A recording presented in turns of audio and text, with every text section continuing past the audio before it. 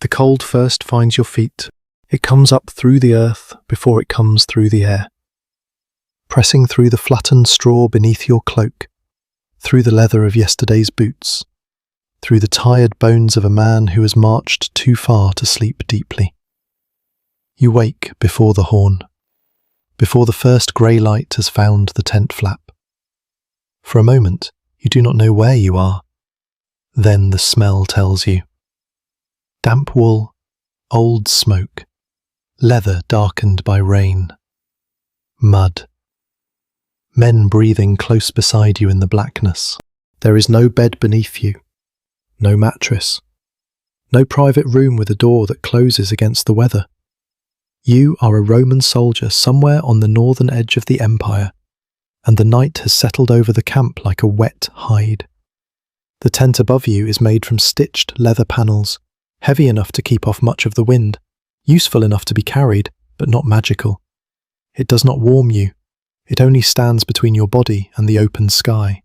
Around you, 7 other men lie in the same cramped shelter, rolled in cloaks, knees bent, shoulders touching packs, shields, belts, cooking gear, spare straps, and the small hard objects that make up a soldier's life. This little group is your tent household. You eat together, march together, dig together, and on a night like this, survive together. The warmth in the tent is not owned by any one man.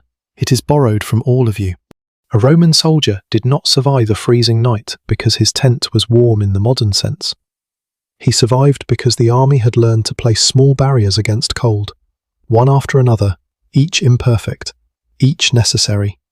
Leather against wind, wool against skin, straw against ground, fire before sleep, food in the belly, men close enough that one restless movement stirred the whole row. And if you enjoy these quiet walks into the ordinary discomforts of the past, you may like and subscribe and tell me where you are listening from tonight. Now, dim the lights. The leather above you makes a low sound when the wind moves across it. Not a clean snap, but a dull shifting, a creak and pull at the seams. Rain has passed in the night.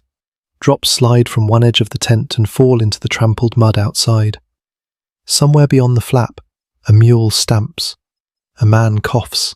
Another mutters in his sleep, his voice thick with cold. You keep your cloak wrapped tight. The cloak is not decoration. It is roof, blanket, coat, and sometimes pillow. In good weather it hangs from the shoulders and marks you as a soldier on the road. In bad weather it becomes the difference between a night that can be endured and a night that eats into the chest. Wool is heavy when wet, but it still has one mercy. It can hold a little warmth even when damp. Not comfort, just enough resistance to slow the theft of heat from your body. Beneath the cloak, your tunic is twisted around your ribs. Your belt may be loosened, but little is fully removed, because taking off too much clothing in such cold is a kind of foolishness.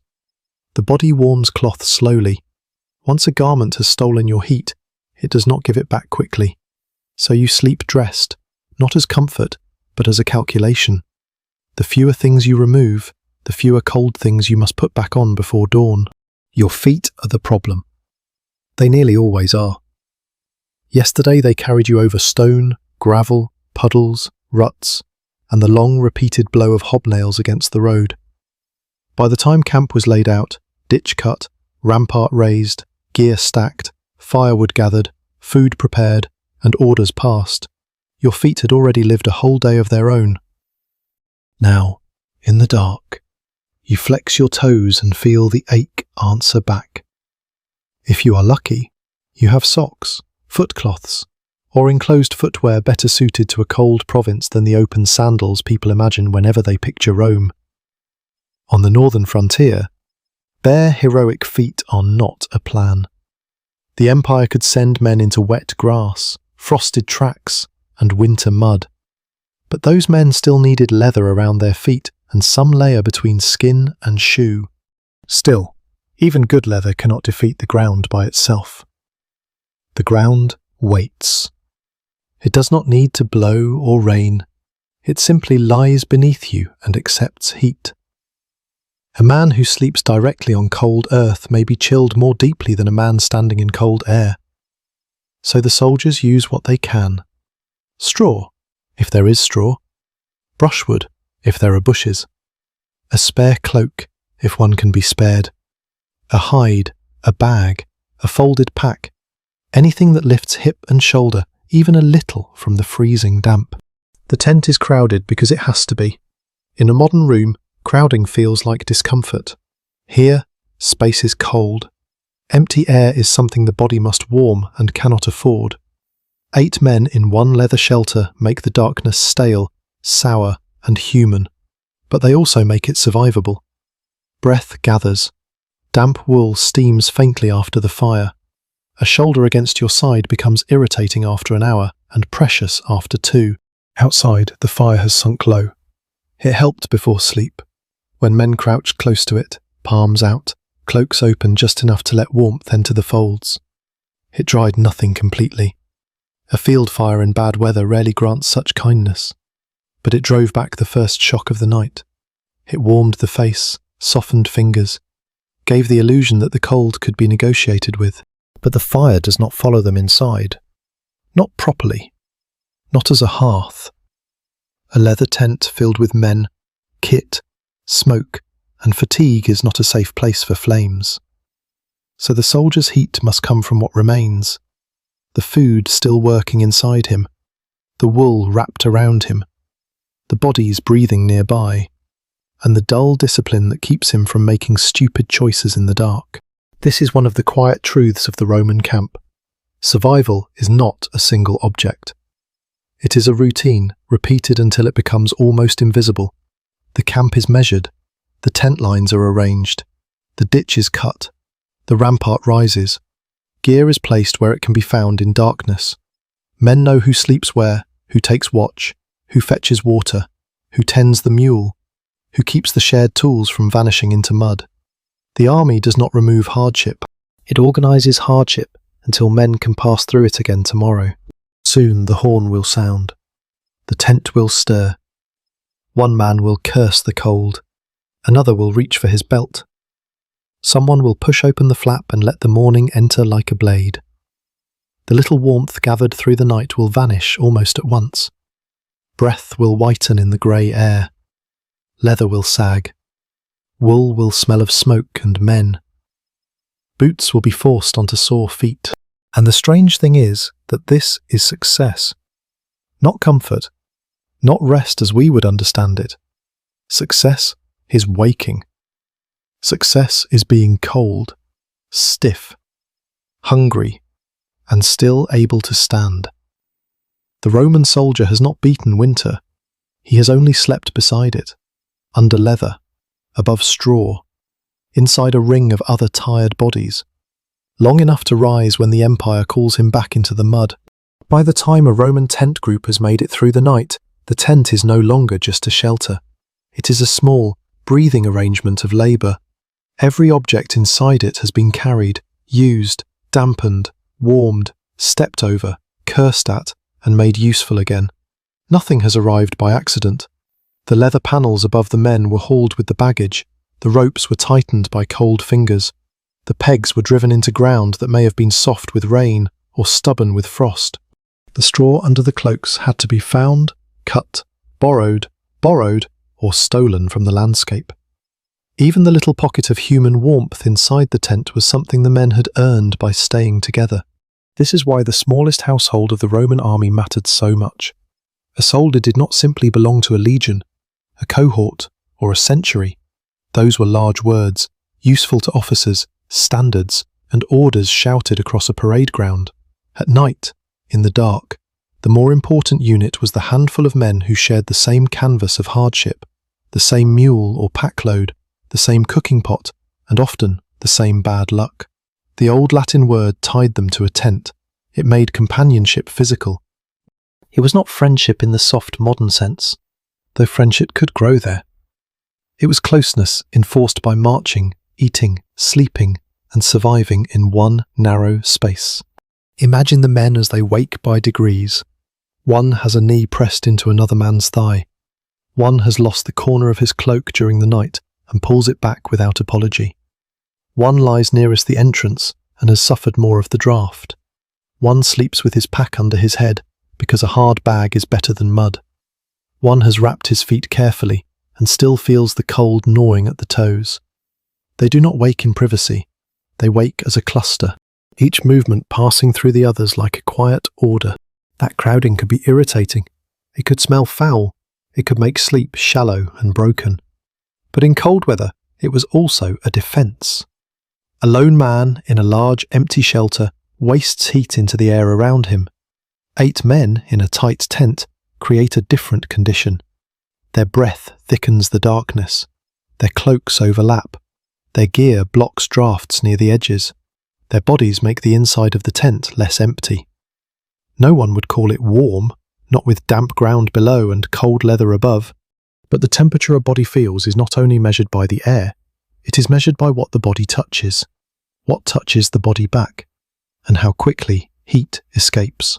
The Roman army understood shared burden better than private comfort. The tent group was a machine made from men. It divided tools, food, watchfulness, animal care, cooking, repairs, and blame.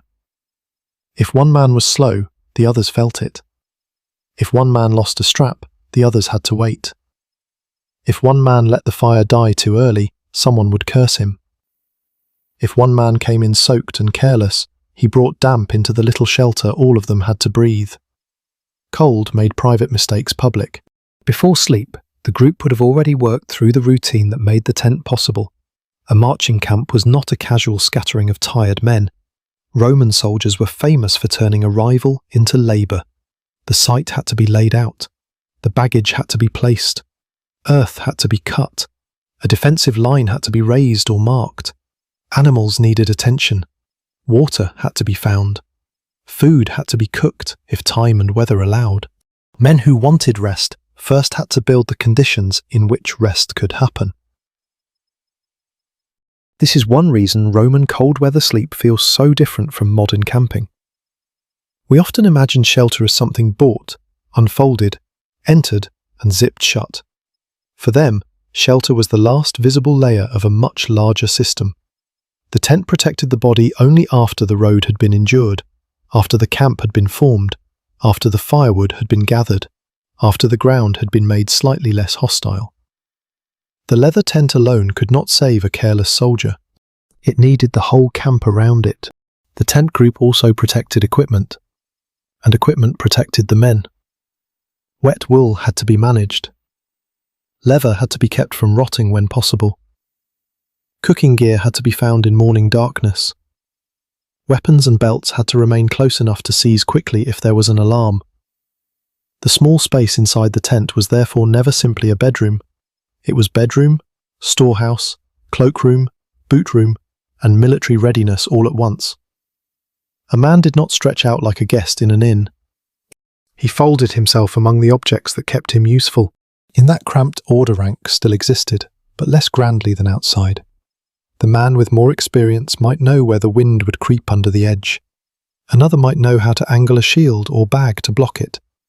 Another might be trusted with the cooking pot because he did not lose things. A young recruit learned quickly that sleeping well was not only about lying down, it was about choosing the drier patch, keeping the cloak edge tucked, loosening what must be loosened but not stripping foolishly, and never letting pride leave the feet exposed. The cold taught through punishment. Leave a gap at the neck, and the body wakes. Let the cloak slide off the hip, and the ground announces itself. Put wet feet straight into sleep without attention, and morning becomes misery. Forget where the boots are, and dawn begins with numb hands searching in mud. The old soldiers did not need to explain every lesson gently. The tent itself corrected the careless, yet there was a strange intimacy in it. Men who may not have chosen each other became familiar with one another's coughs, tempers, habits, and fears.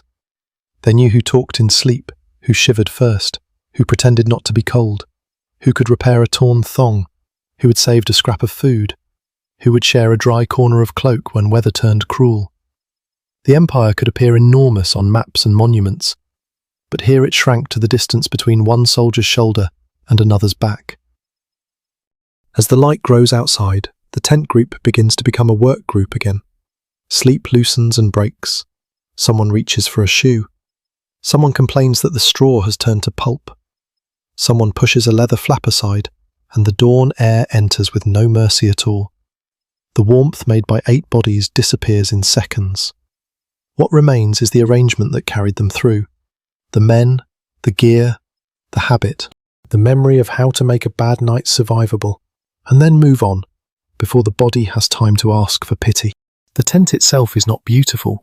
By daylight, after the men have crawled out and the first duties have pulled them into the camp, it looks less like a heroic shelter than a heavy, practical thing.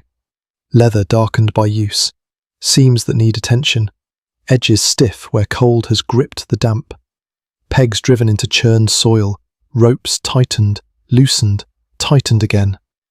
A low shape among many low shapes, lined in military order, each one holding the night breath of men who are already back at work.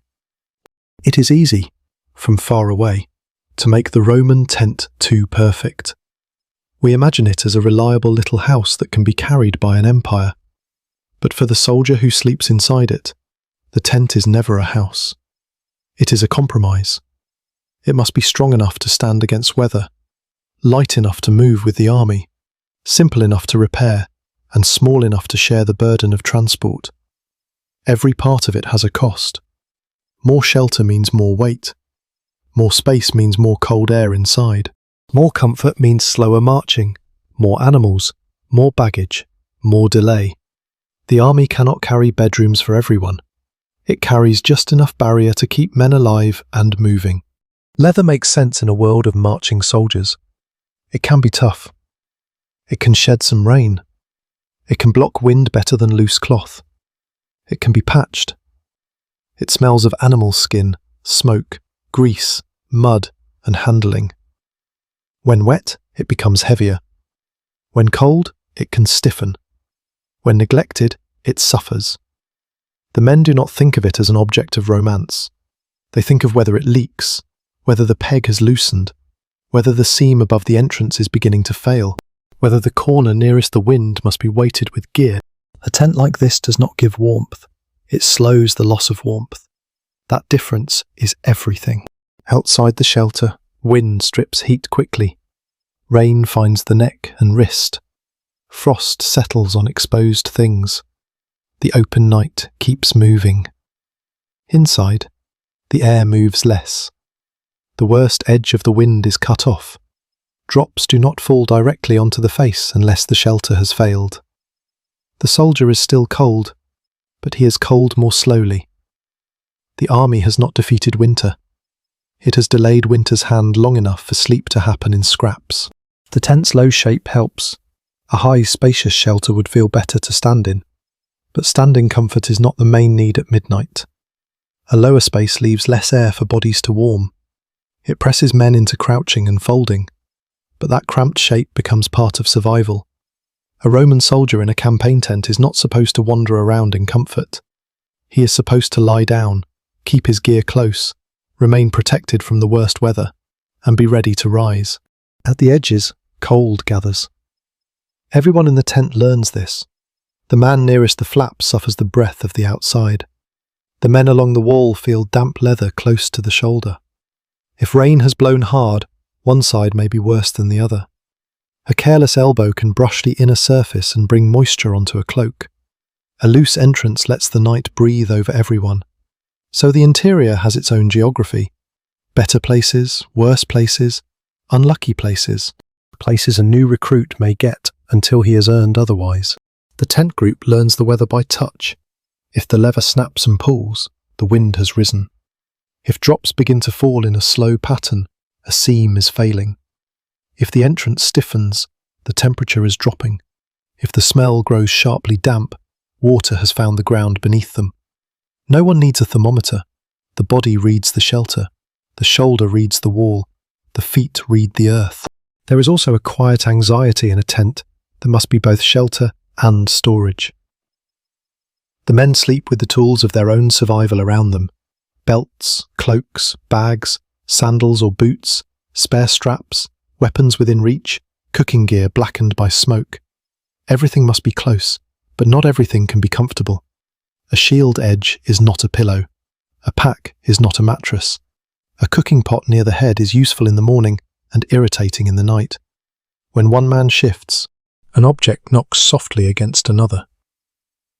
The tent is full of small reminders that the soldier's life is not divided cleanly into rest and work. And leather, for all its usefulness, has one great weakness in the cold. It cannot forgive wetness forever.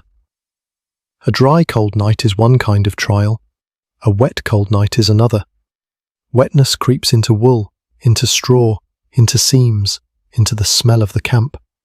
It steals heat with a patience that feels almost personal. It does not need drama. A damp cloak, a damp sleeve, a damp sleeping place under the hip can make the hours longer than any battle story. So the tent must be guarded before sleep, not just entered after sunset. Men check where water might run. They look at the slope of the ground. They pull gear away from the worst edge. They do what tired men have always done in camps. Argue over the driest patch. Move a bag by a few inches. Tuck a cloak under the thigh. Curse the man who tracked mud across bedding. And pretend that a small improvement is enough. Often, it is enough. Enough is the true Roman luxury in the field. The tent also depends on the camp around it. Alone in wild country, one leather shelter is fragile. In a Roman camp, it stands among a pattern of other shelters, ditches, ramparts, watchposts, fires, baggage, animals, officers, and rules. The protection is layered. The tent shields the man. The camp shields the tent. The army shields the camp. That order matters when the night is cold, because fear and weather are cousins. A man who feels exposed sleeps worse. A man who knows there is a watch beyond the darkness may still shiver, but he can close his eyes for a little while, yet the tent never lets him forget where he is. Even in the best place inside it, he hears the camp, a sentry's step, the creak of leather, the restless animal, the soft collapse of ash, a distant voice passing an order, rain dripping from one line to the next. The empire at night is not silent. It murmurs through things that must hold until morning. When the men finally leave the shelter, the tent remains behind them for a while, sagging and dark, emptied of its living heat. It has done its work, badly by modern standards, and well by ancient ones. It has not kept anyone truly comfortable. It has not dried every cloak, warmed every foot, or softened the ground, but it has stood between sleeping bodies and the open sky. It has turned a dangerous night into an unpleasant one, and for a marching soldier on the edge of Rome, that small difference can be the line between weakness and readiness when the day begins again. The first real warmth of the day does not come from the sun. It comes from movement. The soldier who has spent the night folded under a cloak must now become useful again before his body is ready. He pushes himself up from the flattened straw, and the cold that had settled quietly into his back seems to break into sharper pieces. A hip aches. A shoulder complains. The knees, bent too long in a space too small, resist the first order to straighten. Around him the other men are doing the same, rising awkwardly into a morning that offers no kindness for stiffness. Clothing is the first problem, and the first solution. A Roman soldier in the cold does not begin the day by choosing an outfit. He begins by managing layers that are already damp, twisted, smoky, and necessary. Closest to the skin is the tunic, a simple garment by appearance, but in the field it becomes the private cloth that holds sweat, sleep, and the body's last heat. Over it comes the cloak, heavier, more public, more useful. A cloak can cover the shoulders on the march, wrap the body at rest, shield the face against blown rain, serve as a blanket, a bundle, a padding under the head, or an emergency barrier against the ground. The cloak is not a symbol first, it is a tool. When modern people imagine warmth, they often imagine soft thickness, down, fleece, quilted jackets, sleeping bags that bloom around the body. Roman warmth was rougher. Wool, leather, linen, felted layers, footcloths, hoods, wraps, whatever could be issued, bought, traded, repaired, or improvised. The soldier's body was protected not by one perfect garment, but by overlap. A fold at the neck, a cloak drawn across the chest, a sleeve pulled down over the wrist, a spare strip of cloth around the foot. Small defences placed where cold liked to enter. Wool mattered because it was stubborn. It could be scratchy, heavy, and unpleasant when wet, but it had a virtue that every cold soldier understood with his skin. It could still hold some warmth even after damp had reached it. Not enough to make misery disappear, enough to keep misery from becoming danger too quickly. A wet wool cloak is no luxury. It drags at the shoulders and carries the smell of smoke, animal grease, rain, and sweat. But a soldier who has spent a night under one knows that a miserable cloak can still be a faithful one. The neck must be guarded. So must the wrists. So must the feet. Cold does not need a wide road into the body. It enters by gaps. A careless opening at the throat can make the chest tighten. Bare wrists can chill the hands. Feet, once wet and cold, can turn the whole man slow and clumsy. In a Roman camp, cold feet are not only discomfort, they are a threat to marching, digging, standing watch, carrying loads, and obeying orders when the morning demands speed. This is where the simple image of the Roman sandal misleads us. The famous open military footwear belongs to many Roman scenes, especially warmer or drier ones, but the empire was too large for one picture of a foot. On the northern frontier, soldiers and civilians had to deal with rain, mud, frost, and long wet seasons. Archaeological finds from cold provinces show a more varied world of shoes, boots, socks, and foot coverings than the clean marble image of Rome suggests.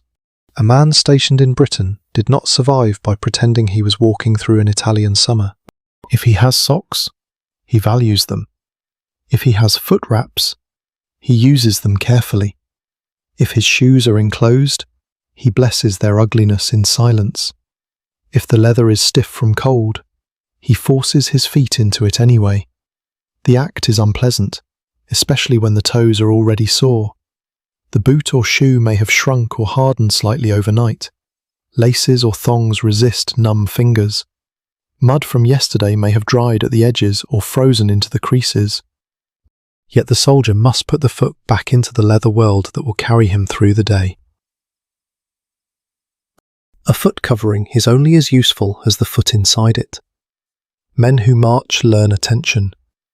A blister ignored becomes a punishment. A wet wrap left unchanged becomes a deeper cold. A torn seam becomes a private disaster that soon belongs to the whole group if the man slows down.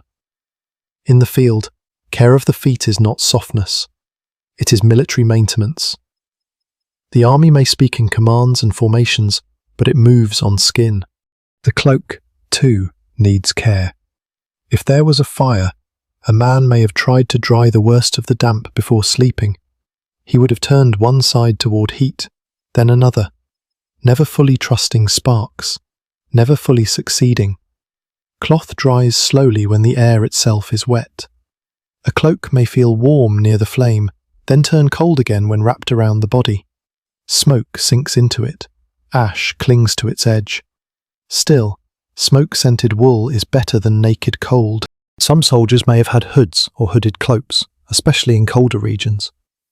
Others may do by pulling fabric over the head or wrapping a fold higher around the neck. The head and face are difficult in bad weather. Cover too little, and the ears ache. Cover too much, and breath dampens the cloth. The soldier must negotiate with his own warmth. Keep it close, but do not trap so much moisture that the cloth turns against him. This negotiation continues all day. On the march, too many layers can make a man sweat. Sweat is dangerous in cold weather because it becomes another dampness to carry into rest. The soldier must move under weight, perhaps with shield, weapons, tools, food, and personal kit, while the body heats itself from labour. Then he stops, and the same sweat cools. What protected him while standing still may overheat him while marching. What felt bearable while marching may become inadequate when he lies down. There is no perfect setting, no modern zipper pulled open and closed with easy precision. There are only adjustments made by tired hands. The men learn to read one another's clothing as well. A loose cloak edge may be mocked before it becomes a problem. A recruit who strips too much near the fire may be told, sharply, not to be a fool. An older soldier may show how to wrap a foot so the cloth does not bunch under the sole. Another may know which leather strap can be replaced with a cut strip from something already ruined. Warmth is passed on not only through bodies in a tent, but through habits, corrections, and small acts of practical memory. Rank could change the quality of warmth, but not the laws of it. An officer might have better garments, more servants, better access to supplies, or a more sheltered place to sleep. A centurion might own things an ordinary soldier could not easily afford. But even higher status did not make northern rain dry, or winter ground soft. The body still demanded layers, the feet still demanded care, the weather still punished arrogance. By the time the soldier stands fully dressed, he is not comfortable. Comfort would be the wrong measure. His cloak smells of last night's smoke. His tunic may cling in places. His feet ache inside leather that is cold at first, and only slowly becomes his own shape again. His fingers may still be stiff as he reaches for belt, strap, tool, weapon, or pack, but he has rebuilt the little wall between his body and the morning. That wall is made of cloth, leather, habit, and patience. It is imperfect, it is heavy, it is often damp, yet without it, the Roman camp at dawn would empty not into disciplined lines, but into shivering weakness. The soldier survives because he is wrapped in the labour of animals, weavers, tanners, traders, army supply, personal repair, and the memory of every cold morning that taught him where the body loses warmth first. The most dangerous part of the night is not always the wind. Wind is obvious. It announces itself. It pulls at the leather, worries the ropes, and finds the tent flap with fingers that seem to know exactly where a man is lying. Rain is obvious too.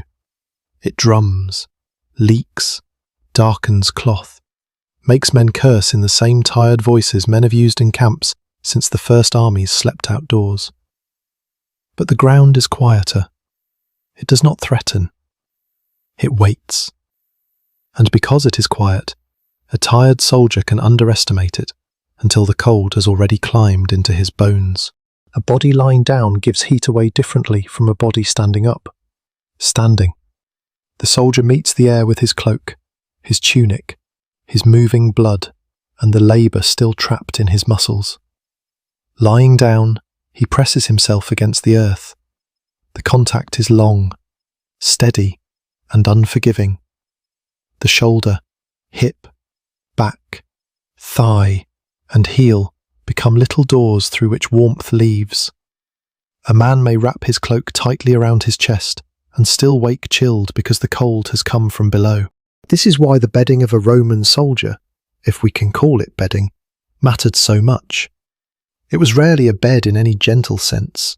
In a campaign camp, it might be straw spread thinly over the ground, brushwood cut from nearby growth, a folded cloak, a hide, spare gear, a bag, or anything that could lift the body even slightly away from mud and frost. The purpose was not softness first. Softness was welcome, but separation was the true gift. A finger's width of dry material could sometimes matter more than a grand-looking cloak used badly. The men would know this from experience. A recruit might think first about the cold air on his face. An older soldier thinks about the place where his hip will rest. He looks at the slope of the ground, at where water may run if rain returns, at whether the straw is dry or merely less wet than everything else. He knows that a low hollow inside the tent can become a cold pool by morning. He knows that mud under straw is still mud, only more patient. He knows that if one side of the tent is damp at sunset, that dampness will not become kinder after midnight. So before sleep, men improve the ground in small, practical ways. They scrape away the worst stones. They drag in straw if it is available. They lay brush with the stems angled to lift the cloak. They place a pack under the head or shoulder, not because it is comfortable, but because it breaks contact with the earth. They use what the landscape gives them. In some places, there is straw from nearby farms or supply stores. In others, there is heather, reeds, bracken, leaves, twigs, cut grass, or nothing generous at all. The Roman army could bring order to a camp, but it could not make every landscape equally kind. A bad sleeping place teaches quickly. If the ground is uneven, the body finds every ridge. If it is wet, dampness creeps upward. If it is frozen, it hardens the whole night. If the straw is too thin, it flattens under the first hour of wait and leaves the soldier almost where he began. If the men have marched late and made camp in darkness, they may not discover the worst of their chosen patch until they are too tired to change it. Then the night becomes a negotiation. Shift the shoulder. Tuck the cloak. Pull the knees closer. Turn carefully without striking the man beside you. Pretend for a little while that the next position will be better. The cold ground also makes rank and supply visible. A better equipped man may have an extra cloak, a thicker covering, or a better skin to lie on. A man who has saved, traded, or inherited useful gear may sleep with a little more distance between himself and the earth. Officers and higher-ranking soldiers could often arrange more comfort, more space, or better quarters, especially away from the harshest moments of a marching camp. But for ordinary men in a tent group, the ground was a shared enemy. It did not care about Latin orders, polished armour, or imperial ambition. It asked only one question: what lies between your heat and me? Even the straw had a story. It did not appear like a modern camping mat rolled from a shop shelf. Someone had to obtain it. Someone had to carry it or gather it. If the army was near settled country, straw might be easier to find, though not always freely offered. Local farmers, army suppliers, requisition, purchase, and pressure all belong to the wider world behind a soldier's sleep. If the army was moving through poorer or rougher country, bedding material could be scarce. Then the men used whatever could be cut, pulled, or dragged into the tent before darkness. Comfort depended on logistics, landscape, and luck. The smell of such bedding would not be clean. Straw under soldiers gathers mud, sweat, smoke, damp leather, old food, and the animal scent of men who have marched all day. Brush can carry the sharp green smell of broken stems at first, then the dull smell of wet vegetation as the night deepens. A hide may keep off damp better than cloth, but it brings its own weight and odour. Nothing remains fresh in a military tent for long. The bedding is not there to please the senses. It is there to keep the body from spending its warmth into the earth. During the night, the soldier becomes aware of this layer in fragments. A stalk of straw presses through the cloth. A twig catches under the elbow. A damp patch spreads slowly near the knee. The pack under his head shifts and becomes a hard lump. He wakes, adjusts, and sinks again into half-sleep. Rest is not a deep pool. It is a series of small descents interrupted by cold, noise, duty, discomfort, and the presence of other bodies. And yet, this rough layer beneath him is one of the reasons he wakes at all, with enough strength to move. The tent above may stop rain. The cloak may hold warmth. The other men may make the air less empty. But without something beneath the body, the earth keeps taking. It takes quietly, steadily, without drama. The Roman soldier survives because he does not sleep directly in the romance of the past. He sleeps on straw that pricks him, brush that bends under him, gear that bruises him, and a cloak that must serve as both blanket and barrier. By morning, the bedding has lost much of its promise. Straw is crushed, brush is flattened. Damp has found its way into places that seem dry at nightfall. Men rise and leave behind the shape of their bodies pressed into the rough layer below. For a moment, before the tent is fully emptied, you can almost read the night on the ground, where one man curled tightly, where another shifted again and again, where the entrance let in wet, where a pack kept one shoulder from the mud. Then the camp moves on, or the day's work begins, and the fragile bed becomes just another thing to shake out, kick aside, replace, or carry. The ground remains where it was, cold and patient, waiting for the next night, the next tent, the next tired body that must learn once again that survival begins underneath. Fire is the warmth the Roman soldier cannot keep. It belongs to the evening more than the night.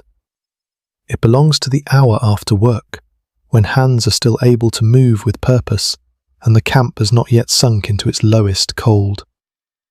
Men gather near it with the hunger of tired bodies. They hold their palms toward the glow.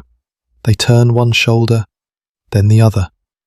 They let smoke crawl into their cloaks, because smoke is annoying, but cold is worse. For a little while, flame gives the illusion that the world can be made friendly by attention. The fire does not need to be large to matter. In a crowded military camp, fuel is not endless, time is not endless, and no soldier is free to build whatever blaze he dreams of. Wood must be gathered, cut, carried, guarded, or rationed by circumstance. In wet country, it may resist the flame. In a place already stripped by men and animals, it may be scarce. A camp that appears orderly from a distance is, up close, 1,000 little hungers reaching for heat, food, dryness, and rest. So the men use fire carefully. It cooks what can be cooked. It warms water if there is time. It softens the edge of cold before sleep. It dries a cloak a little, never enough. It warms leather just enough to make it less hostile. It gives light for repairs, for checking straps, for finding a lost peg, for noticing that a shoe seam is beginning to fail.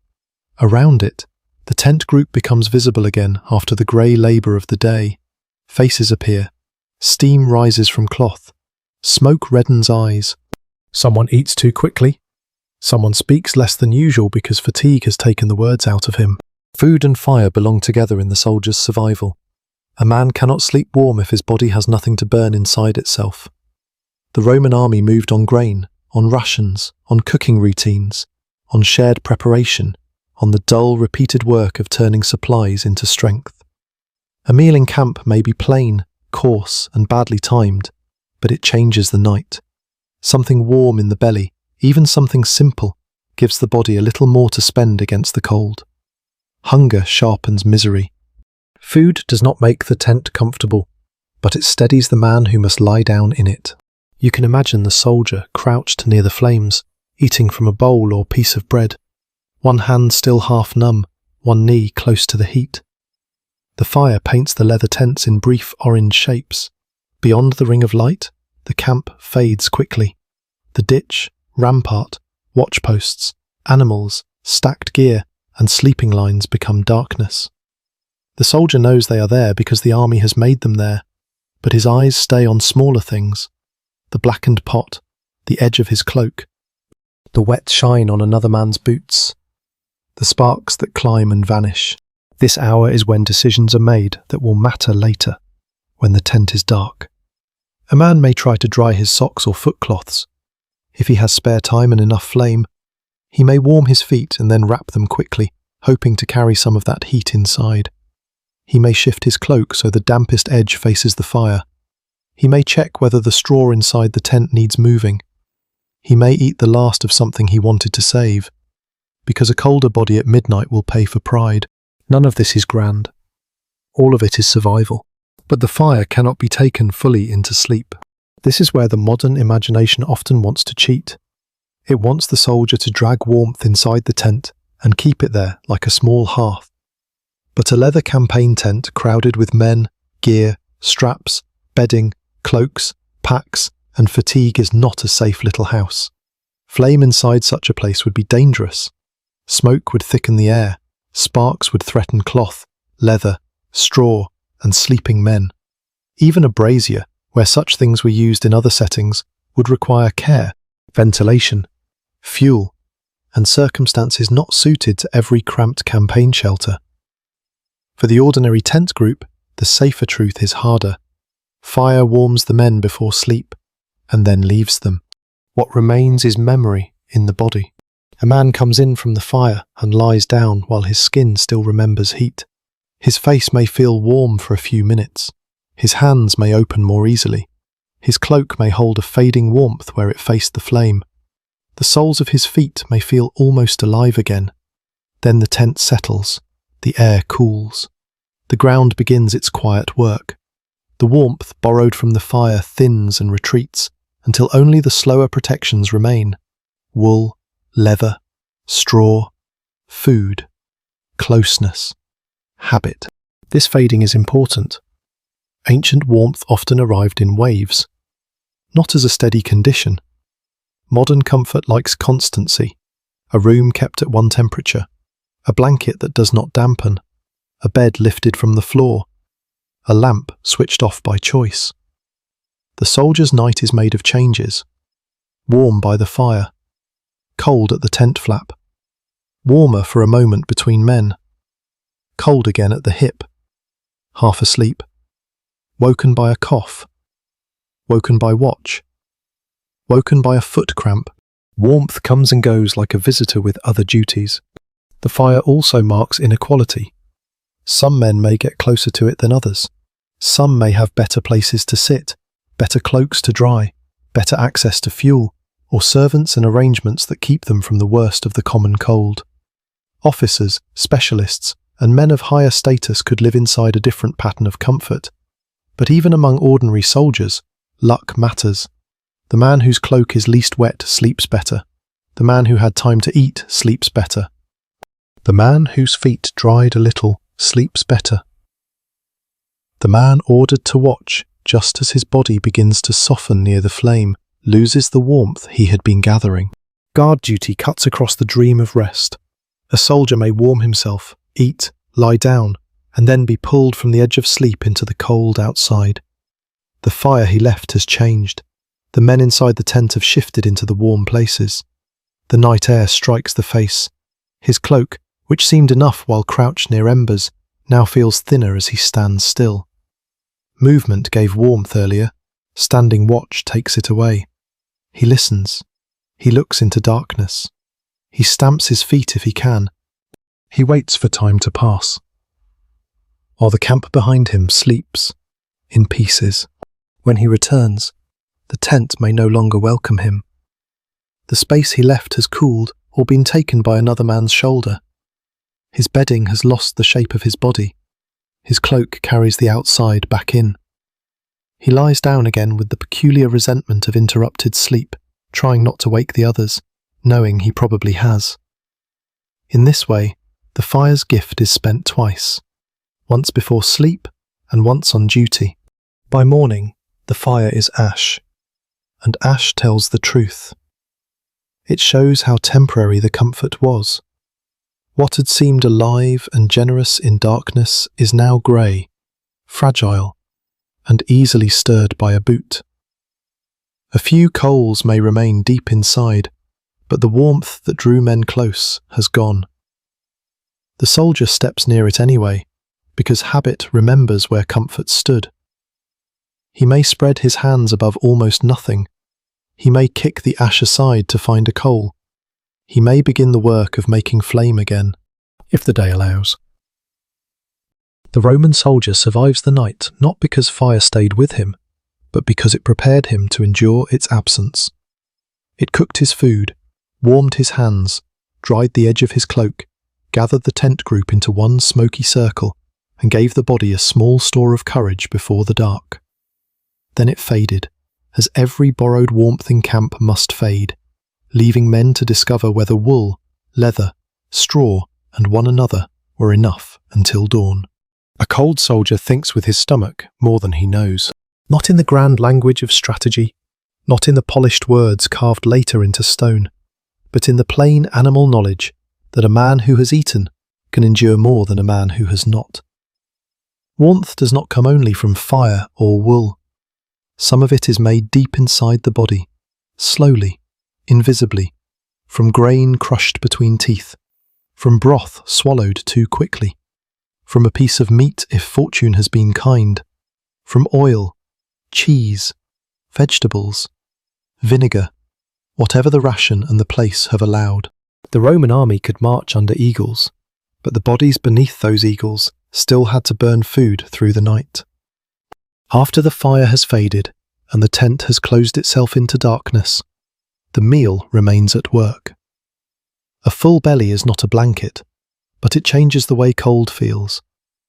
Hunger leaves a man sharp-edged and hollow. It makes the hands more restless, the temper thinner, the night longer. A soldier who lies down hungry listens to his own emptiness. He feels cold not only on the skin, but in the centre. The body has less to spend. The mind begins to count hours. So the evening meal, however plain, is part of the shelter. It belongs beside the leather tent, the wool cloak, the straw under the hip, and the bodies of the tent group. It is another layer, carried inside rather than wrapped around the shoulders. The army understood this, even if no one needed to make poetry of it. Men needed grain. They needed time to grind, soak, boil, bake, or prepare what could be prepared. They needed water.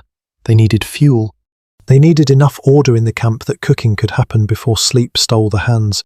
The work of eating began long before the bowl reached the mouth.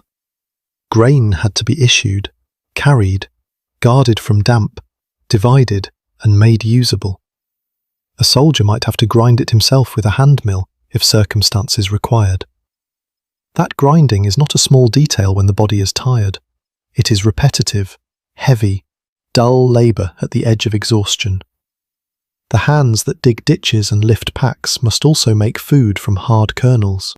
The empire's strength passes through a soldier's shoulders before it becomes porridge or bread. In cold weather, the difference between dry grain and usable food can feel like the difference between discipline and despair. A man can carry rations and still be miserable if he cannot prepare them well. Wet fuel, hurried orders, darkness, alarm, bad weather, or simple fatigue can turn supper into a poor thing. Some nights there is proper cooking. Some nights there is only enough warmth to soften food and enough patience to swallow it. Some nights a man eats what he can and saves complaint for a time when complaint might matter. Inside the tent, after eating, the body changes its pace. The soldier becomes heavier. His muscles, strained by marching and labour, begin to loosen. This is dangerous in its own way, because tiredness can invite carelessness. A man who has eaten and warmed himself by the fire wants to collapse immediately. He wants to trust the cloak, trust the tent, trust the straw, trust the night to leave him alone. But the old hands know that the moments before sleep decide the hours after it. Food gives strength, but strength can be wasted if the body is placed badly against the cold. So they make the little arrangements, a belt loosened, not abandoned, foot coverings checked, cloak pulled under the thigh, pack placed where the head can rest but the neck will not twist too badly, damp edge turned away from the skin, a space negotiated with the man beside him. If one soldier has eaten more, he may fall asleep faster. If another has eaten little, he may lie awake longer, listening to the sounds of digestion, breathing, and distant hooves. The tent group's food is also social. Men who share shelter often share preparation, tools, complaint, and timing. A pot can become a centre of gravity. A crust passed across the dark can matter. A small portion saved for a watchman returning late can mean more than friendliness. It means the group still functions as a survival unit. The Roman army runs on rules, but the tent runs on habits of mutual usefulness. A man who never helps grind, never helps cook, never helps clean, never shares fuel, and still expects warmth from the group, will not be loved in a cold tent. Food also smells different in cold air. Smoke holds low. Steam from a pot rises briefly, then disappears into the night. Bread hardens. Fat congeals. Vinegar bites the nose. A warm mouthful seems to vanish too quickly, leaving only the memory of heat. Men eat with fingers that may still be dirty from work, in light too poor for ceremony, while the day's soreness gathers in the knees and back. No one mistakes this for comfort. But when food reaches the stomach, the body records it as mercy. Then sleep comes unequally. Some men sleep soon after eating because exhaustion is stronger than cold. The body, finely supplied and horizontal, takes what it can. Others hover near sleep, but do not enter it fully. Their feet are too cold, their stomach too empty, their place too near the tent wall, their mind too alert for the next duty. A Roman soldier's rest is rarely one deep, unbroken thing. It is more like a series of short crossings. Warmth rises after food, fades, returns under the cloak, fades again near the ground. A man drifts down, wakes, turns, listens, drifts again. Fatigue helps and harms. It helps because a body worked beyond comfort can sleep in places a rested body would reject. A soldier who has marched, dug, carried, cooked, and stood in weather may fall asleep on straw that would horrify a modern traveller. Exhaustion is a crude sedative. It lowers standards. It makes the hard pack into a pillow and the crowded tent into something like safety. But fatigue also makes the body less careful. It makes men forget to tuck the cloak, ignore wet feet, sleep too close to a damp edge, or fail to wake fully when cold begins to bite. The Roman system depends on fatigue being managed, not removed. No commander can make every man rested in the modern sense. The army instead creates routines that let tired men survive. A known place for gear, a known group for sleeping, a known rhythm for cooking, watch, waking, packing, marching. The soldier does not need to invent his life each night. He repeats it. Repetition saves thought when thought is too tired to save itself. In the darkest hours, the food in the belly becomes quiet labour. The soldier does not feel it as a visible flame. He feels it as a slight persistence, an ability to remain curled and breathing without panic. A little less trembling in the hands, a little more patience with the cold pressing at his back. If he wakes, he may not think, "I am warmer because I ate." He may only think that the night is miserable but bearable. That is enough. The men around him breathe at different speeds. One has turned toward the wall. One has drawn his cloak over his head. One lies awake, perhaps because his watch is coming, perhaps because pain in his feet will not let him sink. The soldier smells their wool, their sweat, the remains of smoke, the sour trace of food, the lever overhead. This is not the clean scent of a bedroom. It is the smell of bodies converted into military endurance.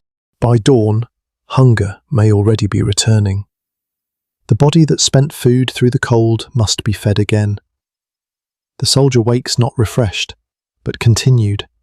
He has used up the evening meal in the act of staying alive, staying warm enough, staying capable of obedience. Soon there will be more work, more marching, more digging, more carrying, and eventually another fire, another bowl, another attempt to enter the night with something inside him besides exhaustion. This is one of the quiet secrets of the Roman tent. It was never only leather and rope. It was also grain, smoke, shared labour, and the slow heat of digestion under a damp cloak. A soldier slept between the earth below and the weather above, but somewhere in the middle, beneath wool and skin, a small hidden furnace kept spending the empire's rations one breath at a time. Sleep in a Roman camp is not a single promise. It comes broken. It comes in pieces. It comes between duties, noises, weather, and the small alarms of a body that knows it is not truly safe. A modern sleeper often imagines rest as a private descent into darkness, with the room closed, the bed chosen, the night belonging mostly to the person inside it. A Roman soldier's night belongs to the camp first. His body may want sleep, but the army decides how much of it he can keep. The watch is part of the cold. A man who must rise from a crowded tent after midnight loses more than time. He loses the little shelter his body has spent hours building. He has warmed a place in the straw. He has softened the inside of his cloak with breath and body heat. The men beside him have settled into their own shapes, making the air less empty. His feet, after the first misery of lying down, may have finally become almost tolerable. Then someone stirs him, or the remembered turn arrives, and the night takes back everything. He opens his eyes into darkness that feels thicker because he has been partly asleep. For a few seconds, he may not want to move. No soldier needs a philosopher to explain why. The body is honest. It says, stay. Stay inside the warm hollow. Stay beneath wool. Stay where breath and lever and other men have made a poor little cave against the world. But duty is stronger than the body's argument, because duty has other men behind it. If he does not rise, someone else waits. If he does not take his turn, the pattern weakens. If the pattern weakens, the camp itself becomes less safe. So he moves carefully. And even careful movement wakes the tent. A knee strikes a pack. A cloak drags across another man's face. Someone mutters without opening his eyes. A shoe is found by touch. A belt is tightened in the dark. Fingers that had finally warmed now fumble with cold leather. The soldier bends, crouches, and forces his body back into the shape of usefulness. The moment the tent flap opens, the outside enters all at once. Cold air touches the face like water. The warmth inside the tent, thin as it was, suddenly seems precious. The soldier steps out, and the ground feels different underfoot from the ground inside. Outside, it has not been softened by bodies or covered by bedding. It is churned by boots, scored by work, wet in places, hard in others. The camp that seemed mostly sound while he was lying down becomes shape again. Rows of tents, dim fires, animals shifting, the darker line of the defences, the place where men stand between sleep and danger. Standing watch is colder than marching. Marching makes heat. Digging makes heat. Carrying makes heat. Even anger makes heat for a while. Watchfulness requires stillness, and stillness lets cold gather. A sentry may stamp his feet if discipline and circumstance allow. He may shift weight from one leg to the other. He may draw the cloak closer and turn slightly away from the wind. But he cannot simply curl up, cannot disappear into wool, cannot close both eyes and surrender. He must remain a body arranged for attention. The mind behaves strangely in such hours. At first, waking is painful enough to sharpen everything. The soldier hears the small sounds of camp, the movement of an animal, the cough of another guard, the faint hiss of ash, leather creaking somewhere behind him, rainwater dripping at intervals from a tent edge. His breath appears and vanishes, appears and vanishes. The world is reduced to rhythm. Listen, look, shift feet, pull cloak, breathe, wait. Then time lengthens. Cold minutes are not ordinary minutes. They stretch. The soldier may know his relief will come, but the body does not believe in future warmth. It believes in the current ache. The toes inside leather, the hand gripping spear, javelin, shield or cloak edge, the stiffness climbing through the knees, the temptation to turn inward, to think of food, bed, fire, home, anything but the dark line beyond the camp. Yet he must keep part of himself facing outward.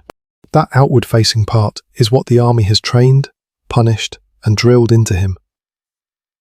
A camp at night is built on trust among tired men. The sleepers trust the watchers. The watchers trust that they will be relieved. The officers trust the routine. The routine trusts repetition. The whole arrangement is fragile in a way that monuments never show.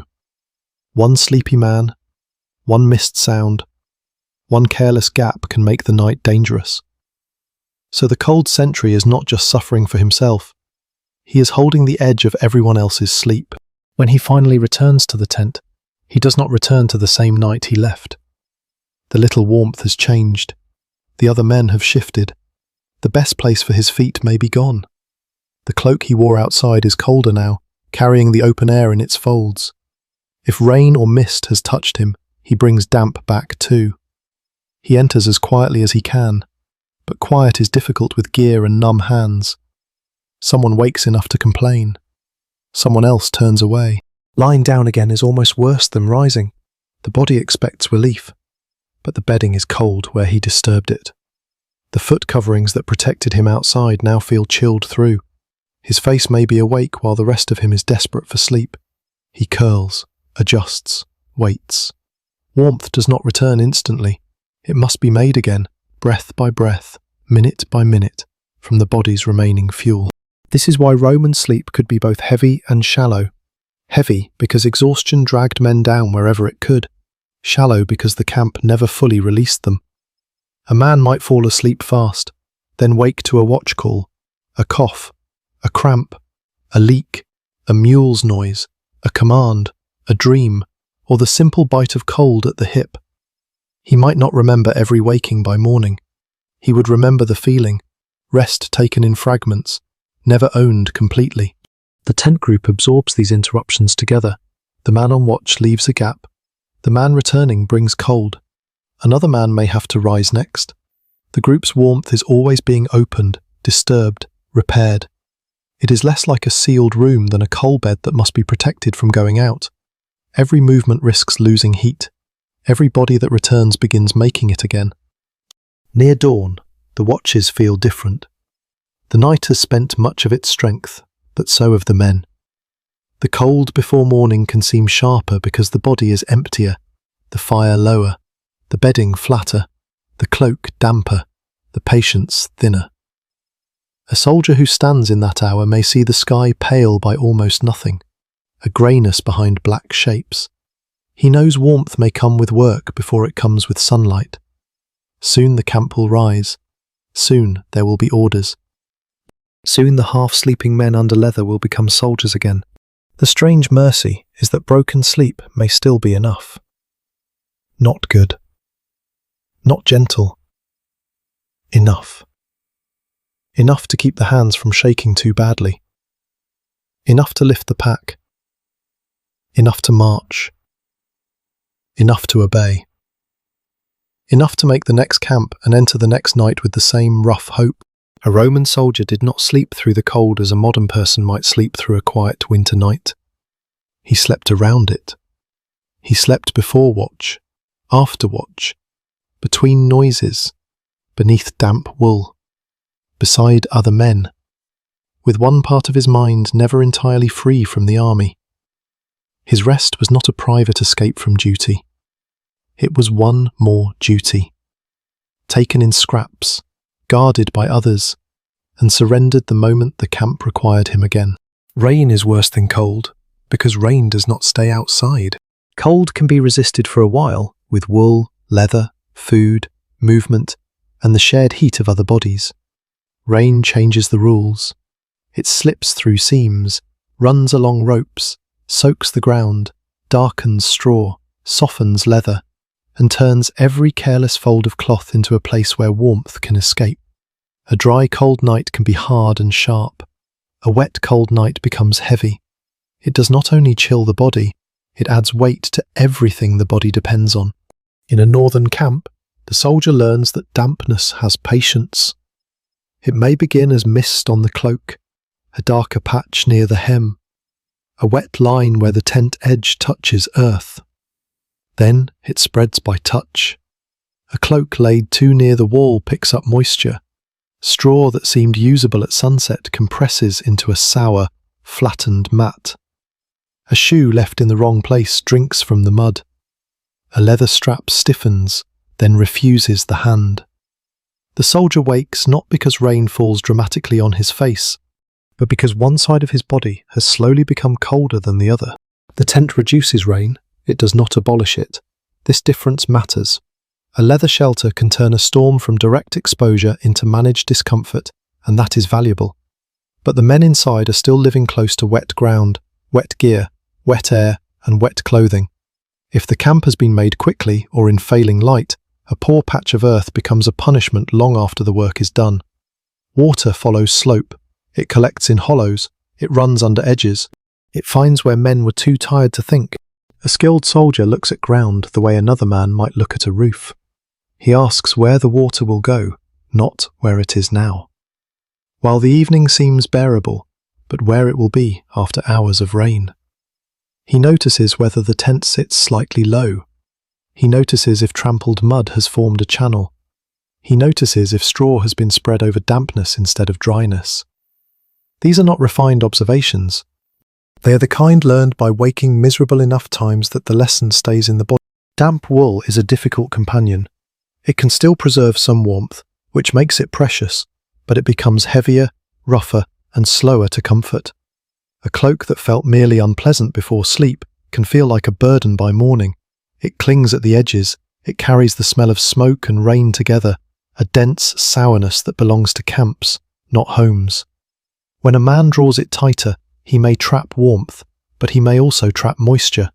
Every choice is partial. There is no easy drying. A fire helps, but a fire in wet weather is not a servant waiting patiently for every cloak. Men gather too close. Smoke thickens. Steam rises from cloth, then seems to vanish before the garment is truly dry. The outside warms while the inner folds remain damp. A soldier may turn his cloak again and again, but time, fuel, and fatigue limit him. He learns to accept halfway dry as a blessing. He learns that dry enough may have to mean only not dripping.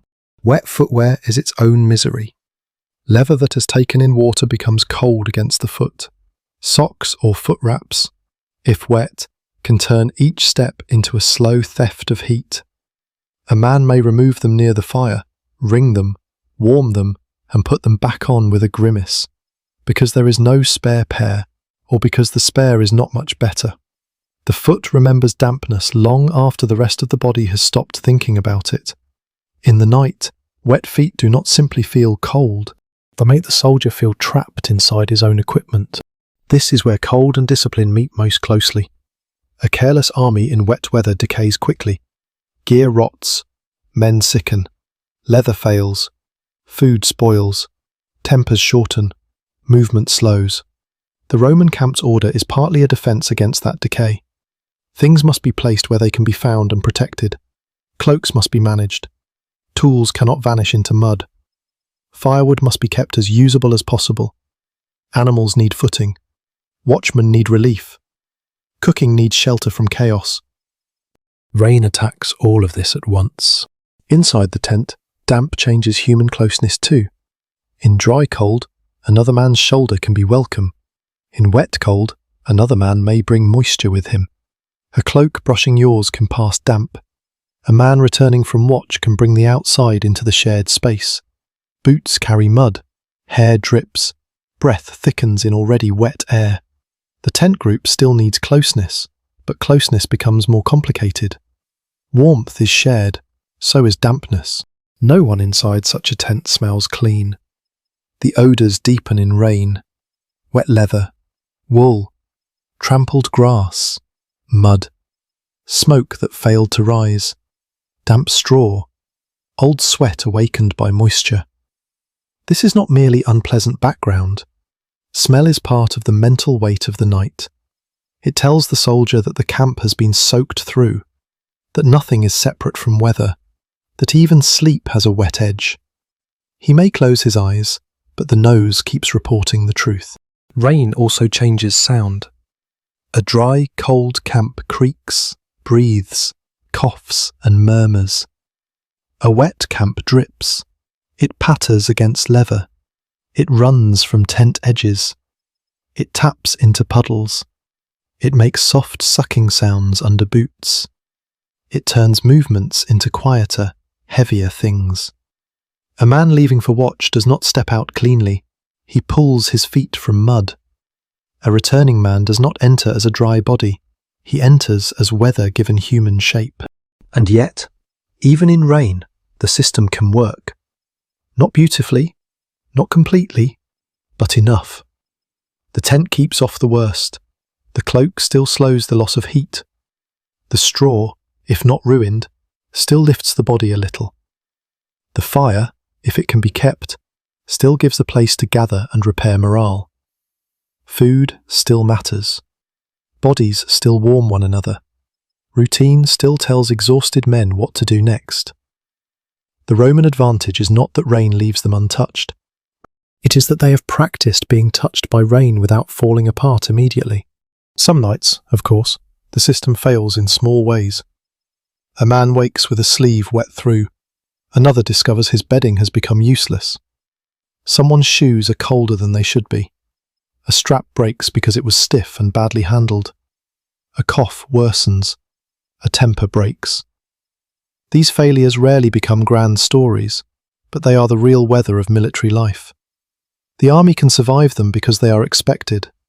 Men complain, repair, shift, share, curse, and continue. By dawn after rain, the camp looks older than it did the night before. Leather hangs darker. Ash has turned to paste. Straw clings to cloaks and sandals. The ground records every footstep. Men emerge with shoulders hunched, carrying the smell of the night with them. They shake fabric, scrape mud, test straps, look for embers, and begin again. The cold is still there, but now it has water inside it. That is why rain is the crueler teacher. It shows that warmth is not only about heat. Warmth is dryness, lift from the ground, working leather, breathable wool, food that can be cooked, fire that can survive, a tent pitched where water does not pool, and men disciplined enough to care about small things before small things become danger. The Roman soldier did not merely sleep against cold, he slept against dampness, and dampness was the enemy that entered quietly, touched everything, and made every layer prove its worth.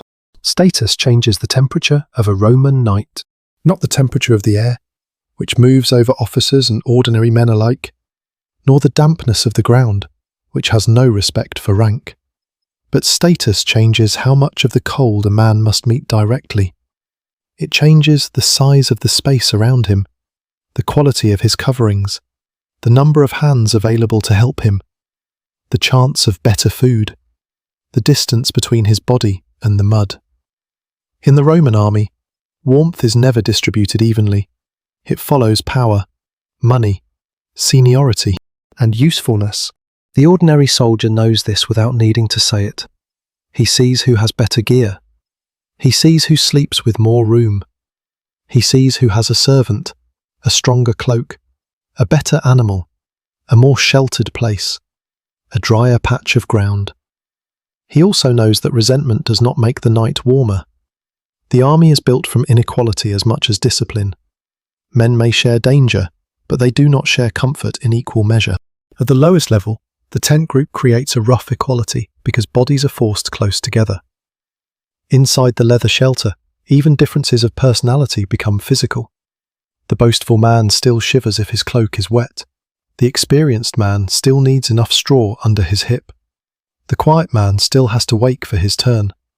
The recruit may be given the draftier place until he learns, but he is still part of the same little warmth system. The ordinary tent narrows the gap between men because everyone inside it must obey the same basic laws of cold, yet even there, small differences matter. One soldier has saved his pay and bought a better cloak. Another has lost something important and now sleeps worse for it. One man has family or friends who sent useful clothing. Another depends entirely on what he can obtain through army issue, trade, luck, or the generosity of companions. One knows how to repair leather neatly. Another ruins a strap by pulling at it too hard with numb hands.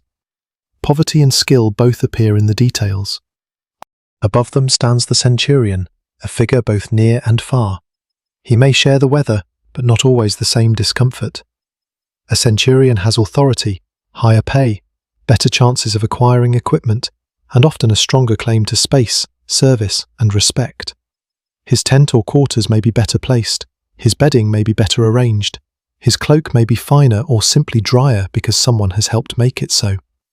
The centurion still lives inside a military world of cold, duty, and exposure. But his cold has more defences around it. The soldier sees this in the morning. The centurion may emerge stern and tired, but not crushed in the same way as the men who slept pressed against damp leather. His kit may be better managed. His orders may be sharp because his own night, though imperfect, was less broken by the same crude discomforts. Or perhaps he did stand in rain, ride through mud, shout over wind, and wake sore like everyone else. Rank does not remove the body. It only gives the body better tools and more authority over the bodies of others. Higher still, officers and commanders could live in a different world altogether, especially when the army was settled or when baggage and servants could support them. A senior officer might have a larger tent, better furnishings, more attendants, a better bed, more reliable food, warmer cloaks, and more ways to keep wetness at a distance. His night might still be cold by modern standards, but it would not be the same cold as the ordinary soldiers. Space alone changes everything. More room allows order. Order allows dryness. Dryness allows warmth to last longer. But there is a trap in imagining officers too comfortably. Roman military leadership, especially in the field, still belonged to an ancient world of exposure. A commander could not pretend the weather did not exist. Horses, servants, tents, writing materials, maps, baggage, messengers, guards, and supplies all had to function in the same rain. A better tent could leak, a better cloak could dampen, a man with rank could still sleep badly if the campaign was hard enough. The difference is not that high status created modern comfort. It created layers of protection ordinary men rarely possessed. Those layers were human as well as material. A servant can dry, carry, fetch, repair, prepare, and watch. A junior man can be ordered to do what a tired officer does not do himself. This is one of the hidden sources of warmth in old armies, other people's labour. A dry cloak may mean someone held it near a fire. A better bed may mean someone arranged the ground. A warm meal at the right time may mean someone else remained awake, smoky-eyed and cold-fingered, to make it happen. Comfort is never innocent in a camp. It has usually passed through another person's hands. The ordinary soldier's warmth is also supported by other labour, but he feels more of that labour himself. He helps pitch the tent that shelters him. He helps gather fuel. He helps prepare food. He tends his own clothing as far as he can. He shares tools because he cannot carry every private convenience. The system protects him, but it also demands him. He is both beneficiary and worker. The officer, more often, can stand slightly apart from the roughest end of the same chain. In a permanent fort, these differences become even more visible. A fort is not a marching camp. It has buildings, workshops, storehouses, roads, drains, stables, headquarters, bath facilities if circumstances allow, and barracks arranged by military order. Men still sleep in groups. They still know damp, smoke, labour, and cold. But walls change the argument with weather. A roof that does not have to be packed tomorrow can be stronger. A hearth can belong to a room more safely than flame belongs to a leather tent. Floors can lift the body from mud. Doors can reduce wind. The winter night becomes less exposed, though not gentle. Within such a fort, officers' quarters could be much more comfortable than soldiers' barracks. Space, privacy, storage, heating possibilities, servants, and household goods marked the divide between command and ordinary service. The Roman army did not erase social hierarchy when men crossed into a frontier province. It carried hierarchy with it and built it into timber, stone, leather, and routine. Even the arrangement of sleeping could say who mattered more. For the ordinary soldier, this did not necessarily feel like injustice in the modern language. It may have felt like the natural order of the army, irritating at times, accepted at others, resented quietly, joked about, endured. Men in hard conditions often measure fairness less by equality than by whether the system still works. If the officer is competent, if supplies arrive, if watches are kept, if rations are issued, if the camp is defended, men may accept that he sleeps better. If he is careless, selfish, or foolish, every dry cloak he owns becomes an insult. Cold exposes leadership because cold exposes consequences. A bad order can leave men on poor ground. A delayed march can force camp making in darkness. Neglect of supply can leave cloaks thin, shoes failing, bellies empty, fires weak. Officers may sleep warmer, but they are judged by whether their decisions make the common cold survivable. The men may not speak openly, yet they know. Their feet know. Their stomachs know. Their wet shoulders know. As the night deepens, inequality settles into the camp like another layer of weather. In one place, an officer may turn beneath better coverings. In another, a centurion may sleep near his gear with more space than his men. In the tent lines, ordinary soldiers lie close under leather, sharing breath, odour, and limited warmth. Beyond them, sentries stand in the open, temporarily poorer than everyone asleep. The camp becomes a map of who bears cold directly and who has arranged distance from it. Still, dawn calls them all outward. The officer leaves his better shelter. The centurion fastens his belt. The ordinary soldier crawls from the tent. The sentry waits for relief. For a moment, under the grey morning, rank is visible in posture, equipment, command, and space. But the cold air moves through the whole camp, touching every face. Rome can divide warmth, but it cannot make any man entirely free of winter. On the northern frontier, the cold had a memory. It waited in the timber of the barrack walls, in the dark leather of shoes, in the low ground beyond the fort, in the mist rising from ditches and fields. It lived in places where Rome had drawn a line across wet hills and open country and expected men from many backgrounds to make that line real with their bodies. The empire could send orders, pay, weapons, engineers and standards, but once the soldier was stationed there, he still had to wake in the local weather. A place like Vindolanda helps us imagine this more carefully, not because every Roman camp was the same, but because the northern frontier preserved things that dry histories often lose.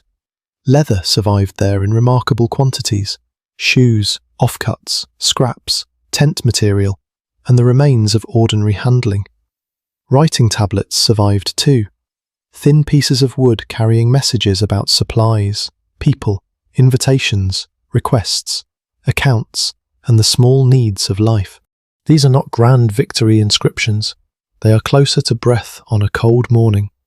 They remind us that Roman military life was made from socks, shoes, cloaks, food, repairs, letters, favours, and shortages as much as from shields. When people imagine Roman soldiers, they often see polished armour in clear sunlight. The northern frontier changes the image. Here the ground is wet. The air can sit heavy. The wind has room to move. A road may be hard underfoot one day and slick the next. A ditch may hold water. A fort may feel solid and still leave men cold. The frontier soldier is not a statue. He is a man trying to keep leather useful, wool wearable, food dry enough, and feet capable of another day. The feet matter again and again, because the frontier is walked into the body from below. Vindolanda has given us an extraordinary world of footwear, showing that Roman shoes were not one simple type. They could be adapted, repaired, worn through, discarded, replaced. Some were delicate, some practical, some clearly shaped by the conditions of daily life. The soldier's foot lived in leather, and that leather lived in mud, water, frost, sweat, and repair. A shoe was not just a thing worn on the way to history. It was one of the reasons a man could remain in history long enough to be counted. Imagine a soldier near such a frontier after a wet day. His shoes are darkened at the seams.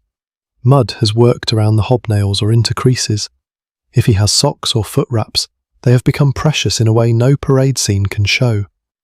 A request for socks in a cold province is not a charming detail. It is a bodily fact. It says that empire reaches the toes. It says that a man can be armed and trained and still be undone by cold feet if the ordinary layers fail him. The tablets and objects from the frontier also reveal a social world around the soldier's sleep. Supplies do not simply appear. People ask, send, borrow, account, invite, complain, and arrange. Behind a cloak lies textile work. Behind a shoe lies hide, tanning, cutting, stitching, trade, issue, repair.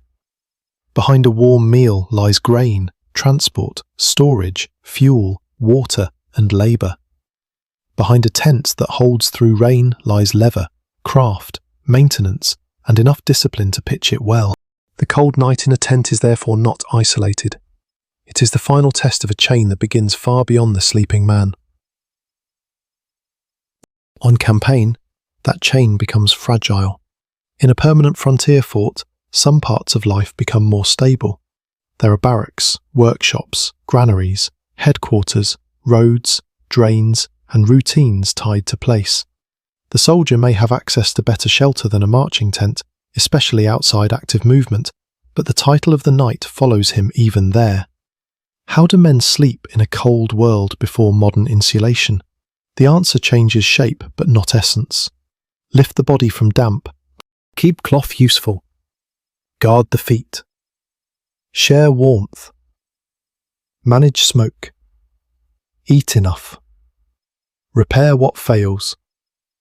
Build routines so tired men do not have to invent survival from nothing. A barrack room is not a modern bedroom. Men still live close. Gear still crowds life. Smoke, wool, leather, and sweat still belong to the air. But walls matter.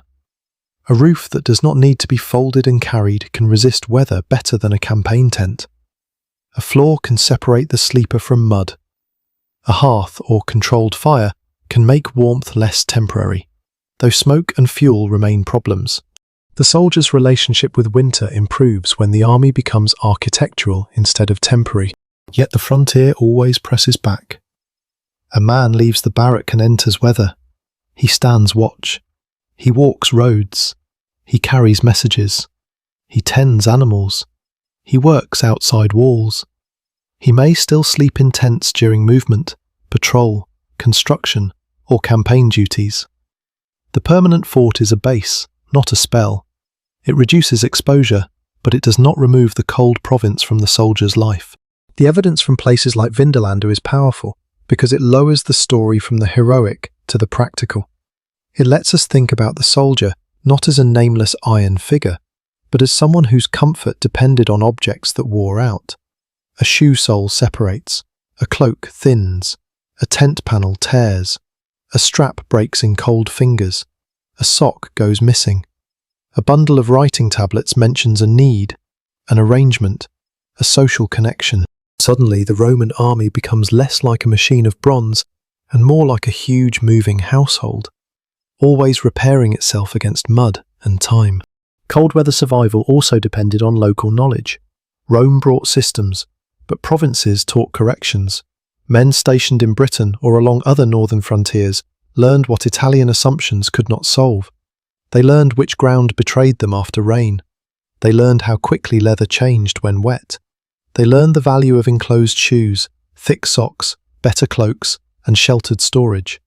They learned how the wind behaved around a wall, a valley, a gate, a tent line. The army was disciplined, but it was also adaptive, because a rigid army in bad weather soon becomes a suffering one. The soldier himself might not think of this as adaptation. He might simply learn that one path is worse in morning frost, that one corner of a tent line floods, that one kind of wrapping stays smoother under the foot, that a certain comrade can mend leather better than the rest, that a cloak should be smoked but not scorched, that a damp sock must be dealt with before sleep if he wants to walk well tomorrow. Survival becomes local habit. There is something intimate about the way archaeology preserves these habits. A weapon tells us what a soldier could do to an enemy. A shoe tells us what the ground did to him. A writing tablet asking for a useful garment tells us what the climate asked of his body. A tent scrap tells us that shelter was stitched, carried, strained, and sometimes discarded. These objects do not shout. They rest quietly in the mud of the past, still carrying the shape of human need. So when we return to the tent in our imagination, it should no longer feel like a generic Roman scene. It belongs to a colder, wetter, more specific world.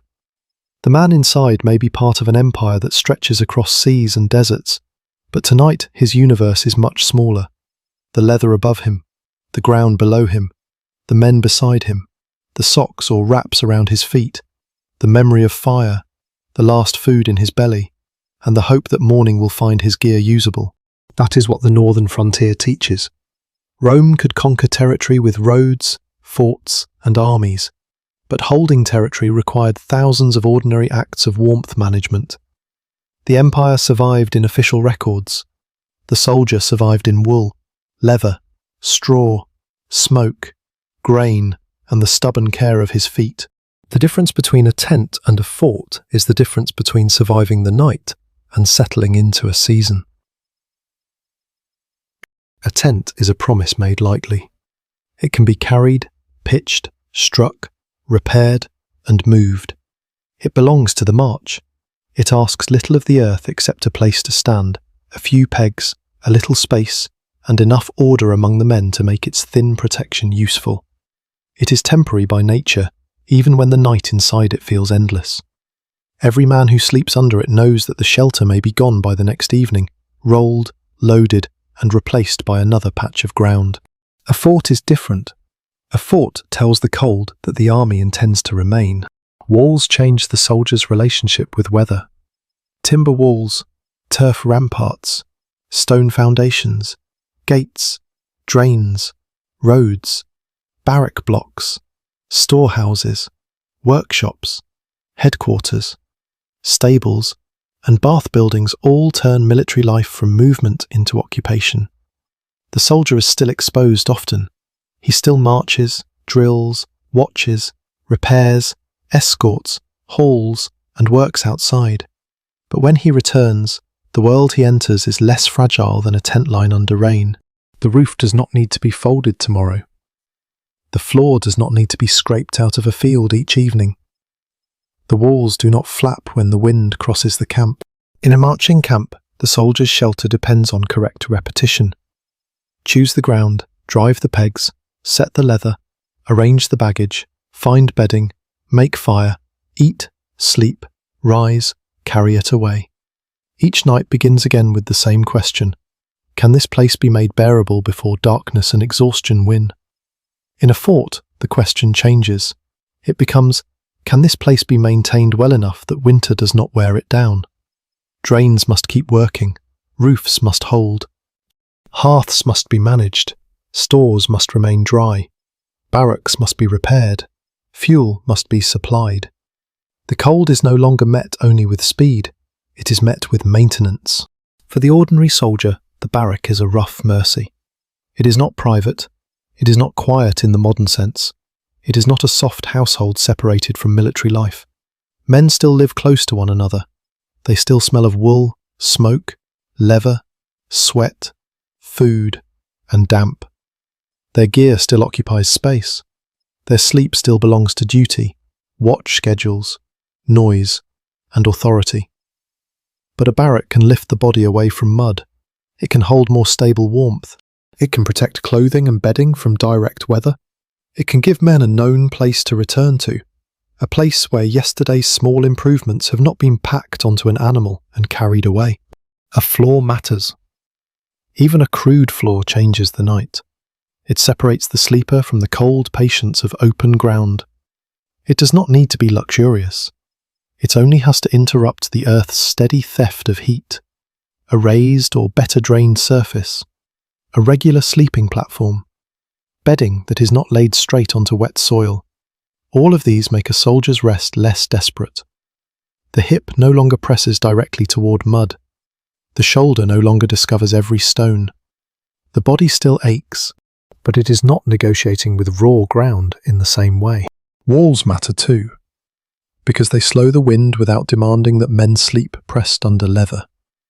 In a tent, the wall is almost close enough to breathe against. It can dampen the cloak if touched. It can shift with weather. In a barrack, the wall stands apart with more authority. It may leak, smoke, rot, crack, or admit drafts, because ancient buildings were not miracles. But it offers a different kind of confidence. A man can place his gear knowing that the structure will probably remain through the next night, and the next. Fire changes most of all, in a tent. Flame is mostly an evening companion, useful before sleep and dangerous if brought too close to rest. In a barrack or fort building, fire can become more organised.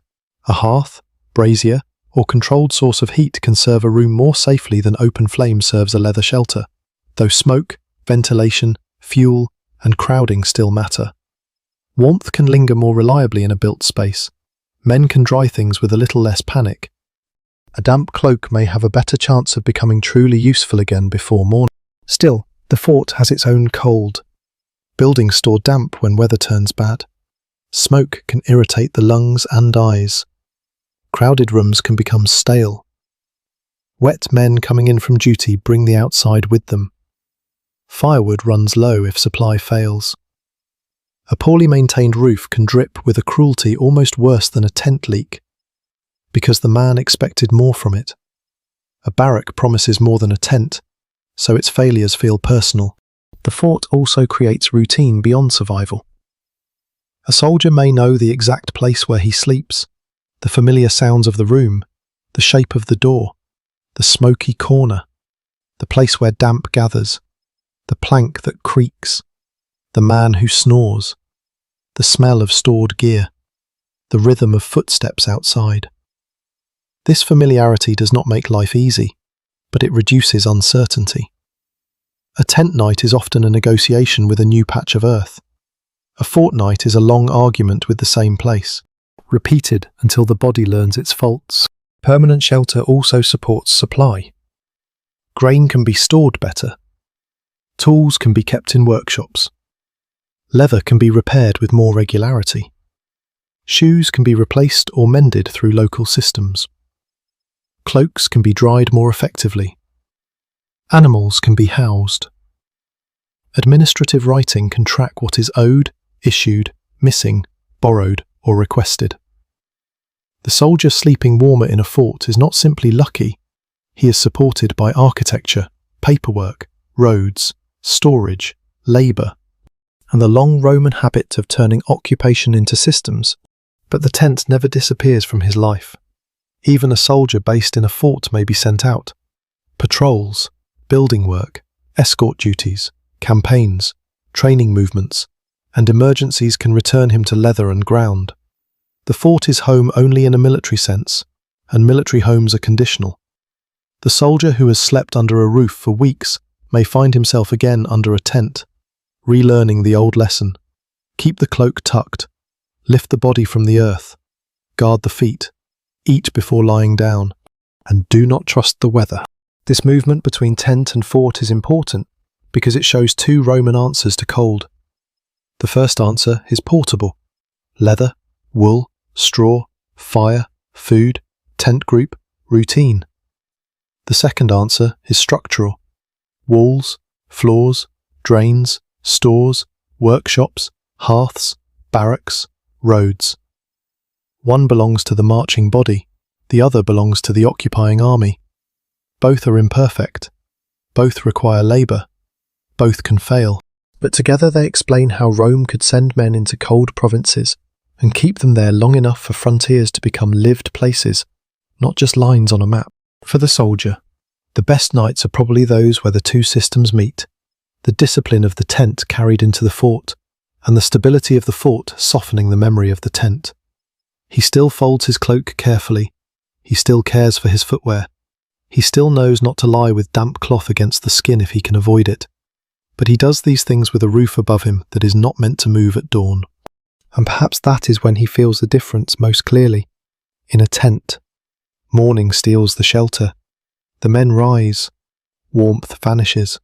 Leather is handled. The camp prepares to move or work. In a fort, the shelter remains after the men step outside. The barrack waits.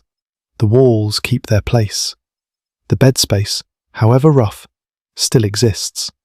The soldier may return to it after duty, after rain, after watch, after labour. Winter is still there, but now Rome has built something that can argue with it for more than one night.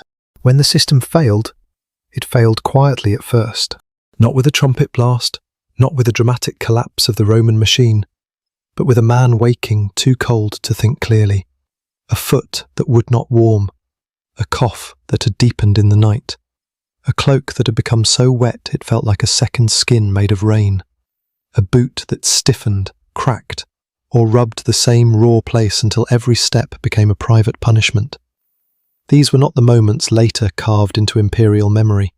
They were the small defeats that lived inside successful armies. The Roman camp was designed to reduce risk, not remove it. This distinction matters.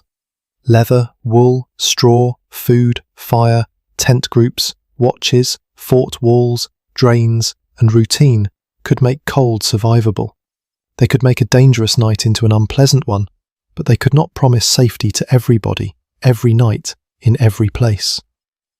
A soldier could do many things correctly and still wake shaking. Weather could overpower good habits. Supply could fail. Fuel could be wet. Ground could flood. A march could end too late. An officer could choose badly. Exhaustion could make a careful man careless. Cold is especially dangerous because it steals judgment along with heat. A man who is merely uncomfortable can still think in practical steps. Tuck the cloak, move the pack, warm the hands, eat if food remains, shift away from the damp. But when cold goes deeper, the mind narrows.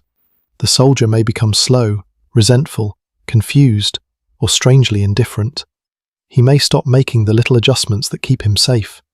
In a camp where survival depends on repeated small choices, this dulling of judgment is one of the cold's sharpest weapons. The feet often worn first. A Roman soldier's feet are his future. If they fail, everything else begins to fail around them. A numb foot does not grip the ground well. A blister can change the way a man walks, and a changed walk can injure the leg, hip, or back. Wet socks or wraps can soften skin until leather rubs it open. A cracked shoe can let in more cold and water. A man with damaged feet cannot march well, dig well, stand watch well, or keep pace without drawing attention. The army may be large, but the soldier's world narrows to the pain under one step. In a tent group, one man's failure becomes shared trouble.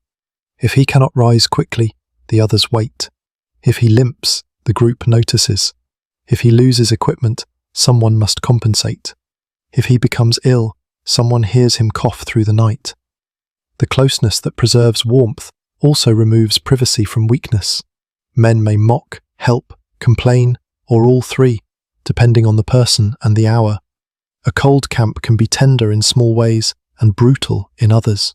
Practical sympathy matters more than soft words. A dry scrap shared, a strap repaired, a place shifted away from a leak. These may be the real forms of kindness. Illness also finds opportunity in damp and exhaustion. We should be cautious about naming ancient sickness too neatly, because their categories were not ours, and evidence does not let us diagnose every shivering soldier across the centuries. But we do not need modern labels to understand the pressure. Men living close, breathing stale air, sleeping damp, marching tired, eating irregularly, and standing watch in bad weather were vulnerable. A cough could spread. A fever could weaken a man who still had duties. A wound or blister could worsen under dirt and wet cloth. The army's order could reduce chaos, but it could not make bodies invulnerable. Sometimes the failure was material. A tent seam opened under rain. A peg loosened in soaked ground. Straw became useless. Firewood would not catch. A cloak tore where it was already thin. A shoelace or thong snapped when fingers were too cold to work gently. A cooking pot cracked or went missing. Such failures sound ordinary because they are ordinary, and that is why they matter. Ancient survival was often the management of ordinary things that modern comfort hides from us. A broken strap at the wrong hour could feel as consequential as a bad order. Other times the failure was timing. The men arrived late. Darkness swallowed the work. Ground was chosen quickly because the body could not continue. Rain began before bedding could be arranged. Food was delayed. Watch duty interrupted the one stretch of useful sleep. A soldier who might have managed a cold night well under better timing now faced it with too little preparation. The Roman army valued routine partly because routine fought timing, but no routine could control every road, storm, alarm, or command. There was a harsh kind of mathematics in this. One weakness may be endured. Wet cloak, but dry feet. Poor sleep, but warm food. Cold ground, but good straw. Watch duty, but a dry night. The danger grows when weaknesses stack together. Wet cloak, empty stomach. Poor ground, late march. Broken sleep, sore feet. Failing fire. Each problem takes a little from the body. Together, they can take too much. The soldiers knew this, even if they did not phrase it so neatly. They knew the difference between ordinary misery and a night turning wrong. They knew when a man's shivering seemed normal and when it seemed worrying. They knew when a cough was just smoke and when it had settled deeper. They knew when wet gear could wait and when it had to be dealt with now. Experienced soldiers become students of thresholds. They learn how far discomfort can go before it becomes danger. Commanders had their own thresholds to judge. Push men too hard, and they weaken. Let discipline loosen, and the camp decays. Delay too long, and darkness ruins preparation. Move too slowly, and the campaign suffers. The cold tent night is therefore tied to decisions made far beyond the tent. Strategy descends into bedding. Logistics descends into toes. Leadership descends into whether a man sleeps merely badly or wakes unfit for use. When someone truly could not continue, the Roman system had to absorb him. Perhaps he was assigned lighter duty if possible. Perhaps he was treated. Perhaps he was left with a garrison, supply unit, or medical support depending on circumstance. Perhaps he simply suffered and kept going because the army did not pause for every hurt. We should not turn this into either cruelty alone or compassion alone. Ancient armies needed men and used men. A soldier's body was valuable, but it was also expendable in the hard logic of empire. The tent group would remember failures, not as written reports, but as practical memory. Do not pitch near that runoff. Do not trust that kind of straw if the ground is already wet. Do not sleep with the boot leather there. Do not let the recruit lie with his feet exposed. Do not leave the cloak edge touching the wall. Do not assume the fire will dry what rain has soaked through. The body keeps a private archive of bad nights, and that archive shapes the next camp. This is how failure becomes knowledge. A miserable night teaches. A sick man warns. A ruined shoe changes habits. A flooded tent line becomes a story, told with irritation months later, perhaps with laughter if everyone survived it. Roman discipline was not only formal training from above, it was also the accumulated memory of men correcting one another because they had all paid for mistakes. Still, some losses stayed losses. We should not make the past too neat. Not every cold soldier recovered quickly. Not every damp night became a lesson with a useful ending. Some men weakened. Some became ill. Some carried pain into the next march and the next. Some were forgotten except as names, or not even names. The Roman army endured because the system was strong enough to survive many individual sufferings. That strength is impressive, but it should not make the suffering invisible. As night returns again, the soldier knows the system can fail. That knowledge does not paralyze him. It makes him careful. He checks the ground. He guards the feet. He eats when he can.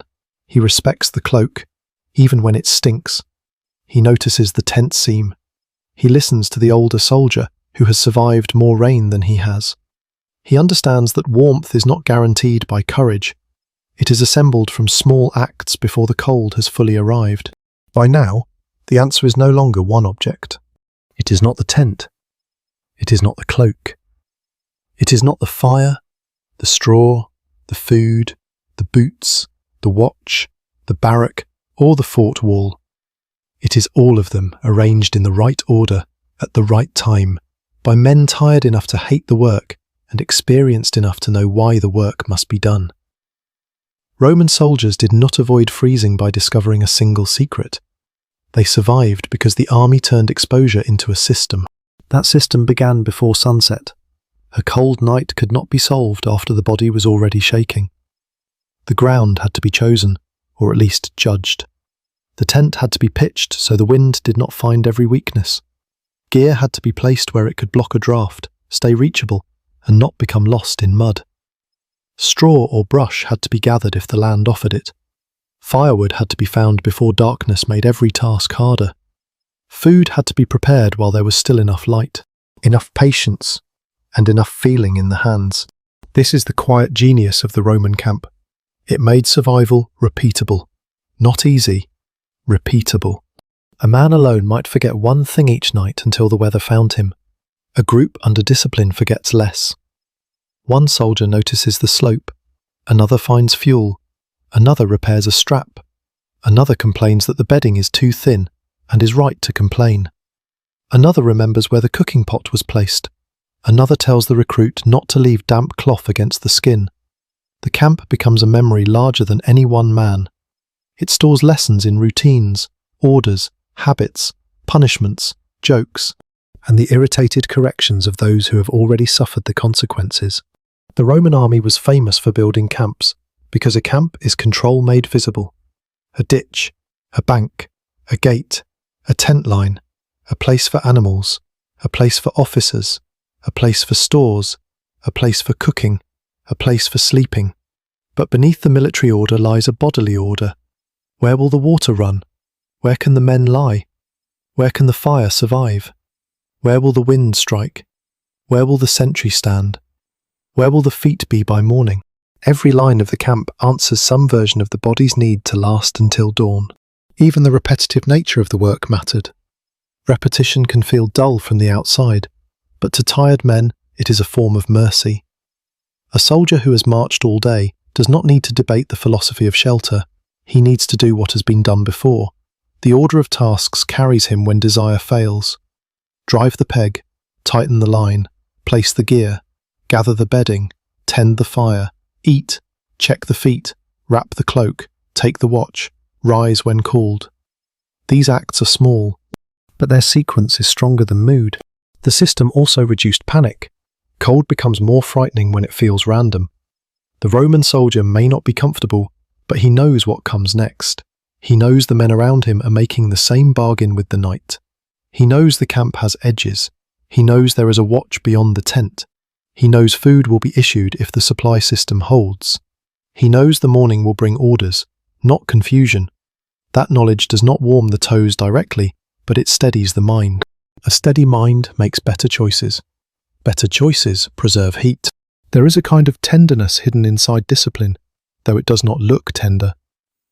The order to make camp before resting is harsh, but it saves men from lying in chaos. The habit of keeping gear arranged is tiresome, but it prevents cold hands from searching blindly at dawn. The expectation that each man tend his equipment can feel relentless, but a neglected shoe becomes pain for the whole march. The watch steals sleep, but it allows others to close their eyes. The group's demands are often unpleasant because they are built around survival rather than comfort. This is why courage alone is the wrong explanation. Courage may help a man endure, but courage does not dry a cloak. Courage does not lift a body from wet ground. Courage does not boil grain, mend leather, choose a better slope, or remind a sleepy man to pull his feet back under cover. The Roman army did not depend on courage as a blanket. It depended on habits that made courage less necessary for every small discomfort. The same is true of toughness.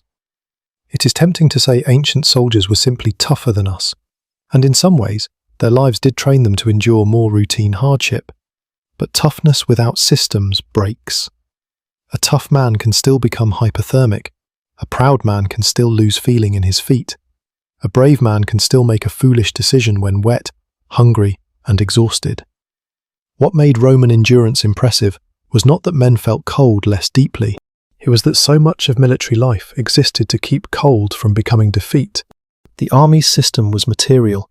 It depended on leather, wool, iron, wood, grain, rope, straw, animal labour, roads, storage, and tools. It was social. It depended on tent groups, rank, correction, shared work, obedience, and mutual irritation. It was administrative. It depended on supply lines, pay, requisition, records, stores, and planning. It was architectural when forts replaced tents. It was bodily, always, because every system ended at the skin. At night, all these layers came together in one cramped place. The soldier lying beneath his cloak might not think about supply officers, tanners, farmers, mule drivers, road builders, blacksmiths, or commanders. He might only think that his feet hurt and the ground is too cold. But those distant labours are there with him. The cloak exists because someone made cloth. The tent exists because hides were prepared and stitched. The grain in his stomach passed through fields and transport. The road that brought him here also brought his supplies. Rome surrounds him invisibly, even while he shivers. When the system worked, the result did not look glorious. It looked like men waking stiff but alive. It looked like boots pulled onto sore feet, cloaks shaken out, embers stirred, packs lifted, orders answered. It looked like complaint rather than triumph. It looked like another day beginning. This is easy to underestimate because survival often leaves no dramatic trace. A man who does not freeze simply stands up. Yet that standing is the whole point. The Roman army needed men who could stand up after a bad night, again and again, in places far from the warm Mediterranean images people later preferred. It needed sleep that was just sufficient, warmth that was just enough, food that lasted until morning, shelter that turned exposure into discomfort instead of disaster. Empire, at ground level, was often the art of making men functional after misery. The ordinary soldier's life was therefore shaped by a strange bargain. He gave up privacy, softness, deep rest, and much of his personal choice. In return, the system gave him a better chance of surviving conditions that might have overwhelmed him alone. The tent was crowded, but crowded meant warmer. The routine was strict, but strict meant remembered. The work before sleep was exhausting, but it made sleep possible. The watch was hated, but it protected the sleepers. The camp demanded much because the night demanded more. So when we ask how Roman soldiers slept in tents without freezing, the answer is not that they slept warmly. They often did not. They slept cold, damp, crowded, interrupted, sore, smoky, hungry at times, and grateful for small margins. But those margins were deliberately made. A little air stopped by leather, a little heat held by wool, a little distance from the ground, a little food burning inside, a little fire before sleep, a little warmth from other men, a little order against a great deal of weather. That is the achievement, not comfort, continuation. The Roman camp transformed a night that could have scattered men into a night that merely wore them down, and by morning, worn down was acceptable. Worn down could still march. Worn down could still dig. Worn down could still carry a shield, obey a horn, lift a tool, and help build the next place where cold would have to be negotiated all over again. Dawn returns first to the edges. It touches the leather tent where the seams are darkest. It finds the wet line near the ground, the places where frost has stiffened a rope, the ash that used to be fire, the boot prints hardened and softened by the night's weather. Inside, the men are still mostly shapes beneath cloaks, but the camp is already beginning to call them back. A cough, a mutter, the scrape of leather, a hand searching for a belt in the dimness. One man turns and pulls warmth with him. Another opens his eyes and lies still for one last moment, not because he is rested, but because he knows the warmth will vanish when he moves. The soldier from the beginning is here again, curled above flattened straw, with cold still waiting beneath him.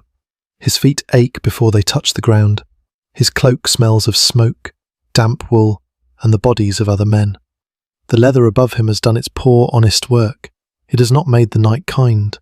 It has not given him a bed, a dry room, a private fire, or a long, clean sleep. It has only stood between him and the open sky, and that, for this world, is enough to matter. He breathes out, and the breath whitens faintly in the dawn air slipping through the entrance. The warmth gathered by 8 men through the dark is already weakening. It was never a possession. It was a temporary agreement. Bodies close together, cloaks drawn tight, food spent slowly inside, ground held off by straw and gear, fire remembered rather than kept. The moment the tent begins to wake, the agreement begins to break. A man near the flap pushes himself up. Cold air enters at once. Someone complains. Someone laughs without humour. Someone reaches for footwear and finds it harder than it should be. Fingers press into leather, testing stiffness. Cloth is adjusted around the foot. A strap is pulled, then pulled again. The day has not yet demanded a march, a ditch, a watch, or an order. but already it demands small acts of patience. The soldier cannot rise into glory. He must rise into details. He tucks what must be tucked. He shakes straw from his cloak. He works a shoulder loose from the ache of sleeping badly. He checks, almost without thinking, whether the edge of the cloak is too damp to sit against his tunic. He reaches for the objects that prove he is still useful. Belt, shoe, pack, weapon, tool, whatever the morning requires. Around him, the tent group becomes men again rather than sleeping forms. Each body returns to its own burdens, but the night they survived was shared. Outside, the camp has the colour of old iron. The fire is mostly ash. If there is a coal hidden under the grey, someone will look for it. If the straw is ruined, someone will kick it aside or curse its uselessness. If the tent is to remain, it will need attention. If the camp is to move, everything must be handled, folded, lifted, and made portable again. The shelter that seems so necessary in darkness becomes a burden by morning. This is another truth of campaign life. What saves you at night must be carried by day. The soldier steps out, and the air enters his sleeves, his neck, the small spaces where warmth always escapes first. The sky is pale but not warm. The ground bears the record of the night: mud, crushed bedding, ash, prints, runoff. Little channels where water has chosen its own road. The camp is awake in pieces. Men bend, fasten, lift, stir, spit, cough, and speak in low voices. No one needs to announce that the night has been survived. Survival is visible in the ordinary ugliness of men preparing to continue. This is the real answer to the question that brought us here. Roman soldiers did not sleep in tents without freezing because they had found comfort equal to ours. They did it because they had learned to accept a thinner margin. They slept not warm, but warm enough. Not dry, but dry enough. Not rested, but rested enough. Their world did not offer them the modern luxury of complete separation from weather. It offered them layers of partial defense, and they learned to trust those layers, because the alternative was exposure. Leather gave them a roof that moved with the army. Wool gave them a stubborn barrier against the skin. Straw, brush, packs, hides, and spare cloth lifted them a little from the cold earth. Fire gave warmth before sleep, even when it could not safely follow them inside. Food gave the body something to burn in the dark. The tent group gave them shared heat, shared labour, shared irritation, and shared memory. The camp gave order. The fort, when there was one, gave stronger walls. Rank gave some men more comfort than others. Experience gave everyone who survived long enough a private education in where cold enters first. None of these things was perfect. That is what makes them believable. The tent leaked sometimes. Wool dampened. Straw flattened. Fires died. Food ran short. Boots failed. Watch duty stole warmth. Officers misjudged ground. Weather exceeded planning. Men became ill. Some suffered more than the clean phrases of history usually admit. The Roman system was powerful, but it was made of human bodies and ordinary materials. It could reduce misery, organize it, postpone it, and distribute it. It could not abolish it. And yet the men stood, again and again, across frontiers, roads, temporary camps, and permanent forts. They stood after nights we would hardly call sleep. That standing was not a small thing. A soldier who could stand could carry. A soldier who could carry could march. A soldier who could march could build the next camp, guard the next gate, repair the next strap, gather the next fuel, and lie down under the next cold roof of leather with a little more knowledge than before. Perhaps the most intimate part of this story is that Roman survival was communal, even when suffering felt private. Cold entered one man's sleeve, one man's boots, one man's lungs, one man's thoughts before dawn. But the answer to cold was built between men: a shared tent, shared fire, shared pot, shared labour, shared watch, shared correction, shared complaint. The Empire could command from above, but warmth in the field was made shoulder to shoulder. The soldier may not think of any of this as he fastens his belt. He may only think of the ache in his feet, the taste of smoke in his mouth, the hope of food, the order he expects, the man blocking his way, the strap that refuses to lie flat. But history often lives most truthfully in exactly such thoughts, not in the grand claim that Rome conquered the cold, but in the smaller fact that one tired man learned how to lose less warmth than the night wanted to take. Now the tent behind him sags in the grey light, emptied of breath. Its leather is no longer mysterious. It is just weathered material, stained by use, waiting to be tightened, dried, repaired, packed, or slept under again. The straw inside holds the marks of bodies that have already left it. The ash outside crumbles under a boot. The camp exhales, gathers itself, and begins another day. And for a moment, before the noise rises fully, you can see the whole old system in one quiet image. A damp cloak pulled around tired shoulders, a soldier's hand testing the leather of his shoe, 7 other men nearby doing the same, and above them, a pale sky that offers light before it offers warmth. The night has not been defeated. It has only passed through them. They carry its cold into morning and keep moving.